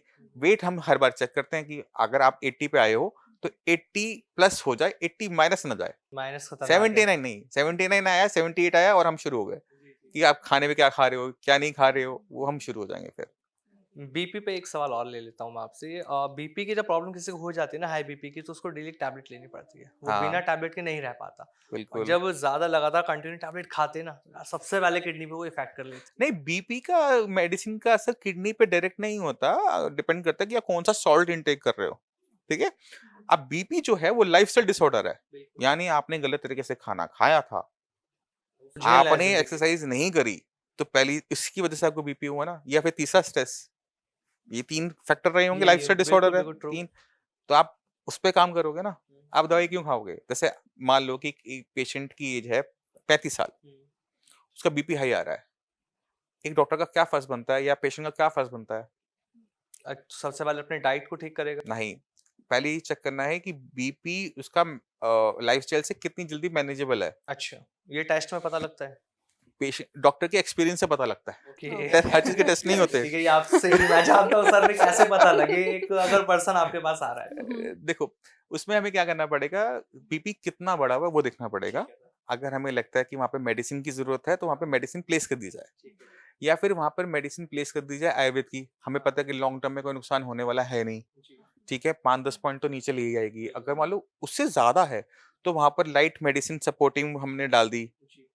ठीक है, होम्योपैथी बहुत अच्छा वर्क कर जाती है, क्योंकि आपको ये भी देखना पड़ता है कि बीपी ओरिजिनेट कहाँ से हो रहा है। हमारी बॉडी में 3 ऑर्गन हैं जो बीपी कंट्रोल करते हैं, आपका ब्रेन, आपका हार्ट और आपकी किडनीज। इशू कहाँ पर है, तो उसके हिसाब से फिर मेडिसिन दी जाती है, मेडिसिन को प्लेस किया जाता है। अब बीपी की आपको आपको स्ट्रेस बना हुआ है, आपका बीपी हाई है, आप खा रहे हो हार्ट के लिए मेडिसिन कि मेरा हार्ट स्लो डाउन हो जाए, मेरा बीपी कंट्रोल में आ जाए, तो काम तो कर जाएगा, बट कब तक, है ना। अब आपको स्ट्रेस है, स्ट्रेस को तो रिलीव करना ही पड़ेगा ना, वरना आज बीपी बचा लिया कल को कुछ और खराब होगा। तो आपको ये समझना पड़ता है कि आयुर्वेद की ना अप्रोच बहुत सिंपल सी है। पहले आइडेंटिफाई करो जड़ क्या है, आइडेंटिफिकेशन, फिर उसकी रेक्टिफिकेशन, उसको वहां से हटाओ। स्ट्रेस है, स्ट्रेस हटाओ। कार्डिक इशू है तो उसको उस पे काम करो, बीपी है उसको सॉल्व करो, तो आपको हमेशा आयुर्वेद के प्रिंसिपल के हिसाब से बिल्कुल उसके रूट कॉज पे जाना पड़ता है और वहीं पे काम करना पड़ता है। अगर आप वो नहीं करते, कोई भी पैथी इसको मतलब इग्नोर करता है, तो वो जो ट्रीटमेंट होता है वो सिम्प्टोमेटिक होता है। यानी मैंने मेडिसिन दी, कंट्रोल में आया, कल फिर जरूरत पड़ेगी मैं कल दूंगा, तो वो क्योर नहीं होता। क्योर तब है जब उसकी जड़ को वहां से रिमूव कर दिया जाए। अच्छा, मान लीजिए कोई किडनी पेशेंट है, अब वो ठीक भी हो गया है, तो क्या कितने चांसेस है कि उसको दोबारा किडनी की प्रॉब्लम हो सकती है, या फिर कौन सी चीजें सख्त उसके लिए मना होनी चाहिए बच्चा हमेशा के लिए? कमजोर है, ध्यान तो देना ही पड़ेगा उसके ऊपर। एक बार फेल हुआ तो दोबारा फेल हो सकता है, वो पूरी पूरी चांसेस है चांसेस मतलब। बिल्कुल हैं। हम्म। तो आपको पहले रूट कॉज उनको कंट्रोल में रखना है। अगर आपको पता था कि किडनी जो खराब हुई थी वो हाई बीपी की वजह से हुई थी, और हाई बीपी आपको स्ट्रेस की वजह से हुआ था, तो शुरुआत आप स्ट्रेस से करोगे कि स्ट्रेस ना हो, बीपी कंट्रोल में रहे, अब मेरी किडनी लंबा टाइम तक आराम से चलेगी, कोई दिक्कत नहीं होगी। तो आपको सेम वही प्रोसीजर फॉलो करना पड़ता है जो हम ट्रीटमेंट में यूज करते हैं, कि आपको रूट कॉज पे जाकर काम करना ही है। खाने पीने पे कोई ऐसा कंट्रोल कि कभी नहीं खानी है ये अब चीज, तो कभी छोड़ नहीं दो, खानी? घर का खाना खाने दो, बाहर का मत दो, बस इतना ही करना होता है, क्योंकि पेशेंट के किडनी लेवल नॉर्मल हो गए हैं, है ना? तो अब उसको बैलेंस डाइट पे रहना है। अब क्योंकि बॉडी में सिर्फ किडनी तो है नहीं, बाकी ऑर्गन्स भी हैं, तो उनका भी तो ध्यान रखना है। सिर्फ एक एक बच्चा थोड़ा, क्योंकि बहुत सारे बच्चे होते हैं अंदर। एक और बहुत ही ज़रूरी क्वेश्चन है जो हम ज़्यादातर इग्नोर करते हैं। हमें सर दर्द होता है या पेट दर्द होता है या पैर दर्द होता है, हम पेन किलर खा लेते हैं, कोई सी भी दवाई खा लेते हैं, फिर बार बार रिपीट होती है, हम ऐसा ही करते हैं। तो ये इग्नोर करना कब तक सही है? क्या पहली बार में ही डॉक्टर के पास चले जाना चाहिए, या कभी कभी ये चीज़ें नॉर्मल भी होती है, चलो दवाई खा के खत्म? देखो, 2 टाइप की हमें सबसे बड़ा दिक्कत देखने को मिलती है, क्योंकि जब आप पेन किलर ज़्यादा खा लेते हो, डाइक्लोफेनेक या निमोसिलिड हो गई, तो उनका ना किडनी पे डायरेक्ट इम्पैक्ट है, ठीक है? तो अगर आप उसे इनटेक करोगे तो किडनी या किडनी, लीवर, इन सब पे इम्पैक्ट आएगा। तो आपको ये समझना है कि आपको वो चीज़ हो क्यों रही है। जैसे आपको हेडेक हो रहा है, आप हेडेक के लिए खा रहे थे, अब आपको हेडेक आईसाइट की वजह से हो रहा है या बीपी की वजह से हो रहा है? आपको वो रूल आउट करना पड़ेगा। अब आपको चश्मा लगा हुआ है, आप पहनते नहीं हो, आपका सिर दर्द बना रहता है, आप गोली खा लेते हो, ठीक हो जाता है, अगले दिन फिर दोबारा से हेडेक बन जाएगा। तो आपको स्पेक्स है तो पहनो, तो हेडेक होगा नहीं, गोली खानी पड़ेगी नहीं, बीमार पड़ोगे नहीं, उसके साइड इफेक्ट देखने को मिलेंगे नहीं, ठीक है? इसी तरह से बीपी की दिक्कत है, बीपी की वजह से आपको हेडेक हो रहा है, तो बीपी को ठीक करने के लिए टेम्परेरी बेसिस पे मेडिसिन स्टार्ट कर सकते हो। सेफर साइड जाते हुए आप आयुर्वेद का यूज़ कर लो, ठीक है? आप होम्योपैथी का यूज़ कर लो, दोनों बहुत सेफ है। एलोपैथी के कंपैरेटिव में बहुत सेफ है। आप उसको स्टार्ट करते हो, आपका मैनेजमेंट हो गया, ठीक है। नहीं हुआ तो लास्ट ऑप्शन आप एलोपैथी अपने हाथ में रख लो कि मैं इसको भी टेम्परेरी बेसिस पे शुरू करते हैं, और अपने लाइफस्टाइल को चेंज करना शुरू करो। खाने में देखो क्या खा रहे हो, लेकिन खाने में आप भुजिया, अचार, पापड़ ये तो नहीं ज़्यादा खा रहे कि सॉल्ट इंटेक ज़्यादा कर जाते हो, शूट अप कर जाता है, तो आपको वो देखना पड़ेगा। वेट देखना पड़ेगा कि आपका वेट बहुत ज़्यादा तो नहीं है। आपका वज़न है 100 किलो, अब आप उम्मीद लगाओ कि मैं खाने को बदल के इससे मेरा काम बन जाएगा, ऐसा भी नहीं है। तो आपको अपने वेट पे काम करना पड़ेगा। आप ये देखो कि आपकी लाइफ़स्टाइल क्या चल रही है, पूरे दिन बैठे रहते हो, तो वो गलत है। उसको ठीक करने के लिए आपको अपनी लाइफ़स्टाइल को बदलना है, तो कोई स्पोर्ट्स जॉइन कर लो। अगर आपका वज़न ज़्यादा है, स्विमिंग जॉइन कर लो। कुछ ना कुछ तो करना पड़ेगा। अब स्ट्रेस की वजह से हो रहा है, आपको हेडेक बन रहा है, तो आपको वहाँ काम करना पड़ेगा। तो आपको ये समझना है कि वो प्रॉब्लम आपको आ क्यों रही है, क्योंकि बॉडी आपको सिग्नल दे रही है कि कुछ ना कुछ तो गलत कर रहे हो। क्या गलत कर रहे हो वो आपको आइडेंटिफाई करना होता है, डॉक्टर ने आइडेंटिफाई करना होता है, और उस पे काम करना होता है। मेडिसिन साथ-साथ चलती रहती हैं। जैसे ही वो रूट कॉज़ हटता है, मेडिसिन भी बंद। तो जैसे मान लीजिए माइग्रेन आपको डॉक्टर ने बताया, तो माइग्रेन के लिए कौन सा पैथी बेस्ट रहता है? एलोपैथी कहें जो चाहे सूट कर जाए। तो सारे ट्राई करें मतलब। नहीं, नहीं, आपको ट्राई नहीं करना होता। आपको ये समझना पड़ता है कि माइग्रेन जो है, माइग्रेन में आपको पेन हो रहा है, तो आपको पेन किलर लेना पड़ेगा, क्योंकि बहुत सीवियर पेन होता है, ठीक है? अब आपको माइग्रेन हो रहा है, माइग्रेन में जो इसका ओरिजिनेट हम मानते हैं कि कहाँ से ओरिजिन होती है, उसको आपको आपकी इंटेस्टाइन, गट और मेटाबॉलिज्म से ही इसको बताया गया है आयुर्वेद में भी, और इस पे भी रिसर्च हुई है, जहाँ पे मॉडर्न साइंस ने भी माना है कि माइग्रेन जो पेन है, वो आपको हो हेड में रहा है, बट इसका जो ओरिजिन है, वो आपका इंटेस्टाइन्स, आपका जीआईटी ट्रैक ही है, ठीक है? अब आप चाय का इंटेक करते हो, चाय आपको सूट नहीं करती, तो हो सकता है कि उसकी वजह से आपको माइग्रेन बन जाता है। पर डॉक्टर गुरु बहुत से लोग तो कहते हैं सर दर्द हो रहा है चाय पिलाओ चाय तो पी ठीक लो हो और सही हो जाएगा। जाता है। नहीं, देखो, उसमें क्या है, चाय के अंदर हाँ, दूध है। हाँ। दूध आपको सूट करता है, वेल एंड गुड। सूट नहीं करता, तो वो आपको गैस बनाएगा, ओके, ठीक है? तो ठीक वो है। आपको आइडेंटिफाई करना पड़ता है, क्योंकि हमने इस पॉडकास्ट की शुरुआत में भी कहा था कि हर बॉडी दूसरी बॉडी से अलग है। अलग है तो बिल्कुल। जो चीज़ आपको सूट करती है, वो ज़रूरी नहीं है सबको सूट करे। हम्म, जैसे हर किसी के अपने दोस्त होते हैं, किसी का दूसरे का दोस्त आपका दोस्त बन जाए वो जरूरी नहीं होता। हाँ, इसी तरह से खाने के साथ भी है। तो ओके, आपको अपने खाने में जो अपने दोस्त होते हैं कि मुझे एप्पल पसंद है या फिर वो आपको सिलेक्ट करने पड़ते हैं, ओके। ऑप्शन नहीं है आपके तो पास। जो लोग ये कहते हैं कि चाय पिला दो और मेरा सर दर्द ठीक हो जाएगा, उनके लिए शायद फ़ीवर में काम कर रही है ये चाय? डिपेंड करता है ना वो हेडेक हो क्यों रहा है। ओके, अब उन्होंने चाय पी सो गए, तो वो अच्छा, सोने से उनको आराम मिला ना कि चाय से चाय से मिला, नहीं मिला, ओके, है ना? हाँ, अब उनको आईसाइट का हो रहा था, आंटी हुँ, जी वो अपना सुई धागा वाला काम कर रही थी, हुँ, और सुई डाल बारीकी वाला काम किया, हुँ, आंखों में दर्द हुआ, सिर में दर्द हुआ, चाय हुँ, पी, सो गई, ठीक हो गया। तो आप चश्मा बनवाओ, स्पेक्स बिल्कुल, लगाओ। अब बीपी आपका शूट अप हुआ, घर में लड़ाई हुई थी, हुँ, बीपी शूट अप कर गया। अब आपका क्या फर्ज बनता है, दवाई खाना या घर में लड़ाई क्यों हुई उसको सॉल्व करना? दोनों, दोनों, दोनों बनता है। बिल्कुल। रोज रोज ना हो, हाँ, हाँ, है ना? सही बात है। और मेडिसिन से हाँ ठीक है, मैनेज कर लिया उसको। ओके। डॉक्टर पुरु ये भी कहते हैं कि किडनी बीन जिसे हम राजमा के नाम से जानते हैं, वो किडनी के लिए बहुत अच्छा नहीं होता नहीं, है। ऐसा कुछ नहीं है, बिल्कुल गलत है ये तो। अच्छा, ये ये आयुर्वेद के कॉन्सेप्ट सुने हुए नहीं, हैं? आयुर्वेद के कंसेप्ट गलत सुने हुए हैं आपने, जिससे भी सुने हैं आपने, अच्छा, उनको चेंज करने की जरूरत है। बहुत यूनिक सा सुना है। राजमा कोई रिलेशनशिप नहीं है कि किडनी के साथ, शेप दोनों की सेम है तो इसलिए हम किडनी बीन्स बोल देते हैं, बट इससे ज्यादा कोई रिलेशनशिप नहीं है। खाने का मैंने समझाया ना, डायरेक्ट कभी भी नहीं है, इनडायरेक्ट बहुत है। आपने खाने में नमक खाया, बीपी बढ़ गया, आपने खाने में शुगर ज्यादा इंटेक करी, शुगर बढ़ गई, उसका इम्पैक्ट आएगा किडनी पे। किडनी पे कोई भी चीज डायरेक्ट तो पहुंचती नहीं ना, डाइजेशन के बाद पहुंचती है। और अगर आपका खाना हेल्दी नहीं है तो आप जो मर्जी ताकत लगा लो, मुश्किल हो जाता है, बॉडी को हेल्दी रखना मुश्किल हो जाता है। सर, समर चल रहे हैं, आम लोगों को बहुत पसंद आते हैं। किडनी पेशेंट क्या आम खा सकता है? यार तुम ये आखिरी अब क्वेश्चन ही है अभी मेरा बस आपसे पॉडकास्ट का। पता है ये आम पे लेके ना पेशेंट से लड़ाइयां हो जाती है। पेशेंट आता है यूपी से, जी। उसके होते हैं आम के बाग, हाँ। हैं वो कह रहे हैं मेरे आम के बाग है, मैं आम ना खाऊं। और सुबह उठते ही चाहिए उन्हें तो। हाँ, अब वहां पे ना पेशेंट को संभालना और समझाना एक जी। और बड़ा टास्क हो जाता है। मैंने कहा आपके आम के बाग हैं, आप बेचो, खाओ हाँ। नहीं।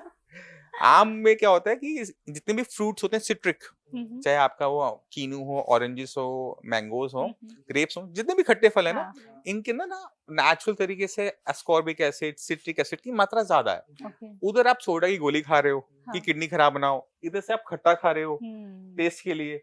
तो होता ही है कि जो हम मेडिसिन खा रहे होते हैं सोडियम बाइकार्बोनेट की, ओके, वो उस खटास को न्यूट्रलाइज कर रही होती है, ब्लड के एसिड तक पहुंच ही नहीं पाती। वहां पे हमारी प्रॉब्लम क्रिएट हो जाती है कि ओके, आपने मेडिसिन दी, वो काम ही नहीं करी हम्म, और कंडीशन किडनी की खराब हो गई, स्पीड से खराब हो गई। आप रफली मान के चलो कि साल में एक पेशेंट ऐसा आता है जिसको आम लिखा हुआ है कि नहीं खाना, हाँ, वो फिर भी खा रहा खाएगा। है। और क्यों खाएगा? क्योंकि आम मीठा था, जी। मैंने उनको खिलाया तो उन्होंने कहा मीठा है इसलिए मैंने खा लिया। खट्टा और नहीं था, लेवल ऐसे जंप करते हैं, जैसे लेवल 2 था वो सीधा 6, ओ, 8। इतना खतरनाक है? हाँ, आपने एक बार मैंगो खाया और चांसेस हैं कि आपकी किडनी पे उसका बहुत इम्पैक्ट होगा।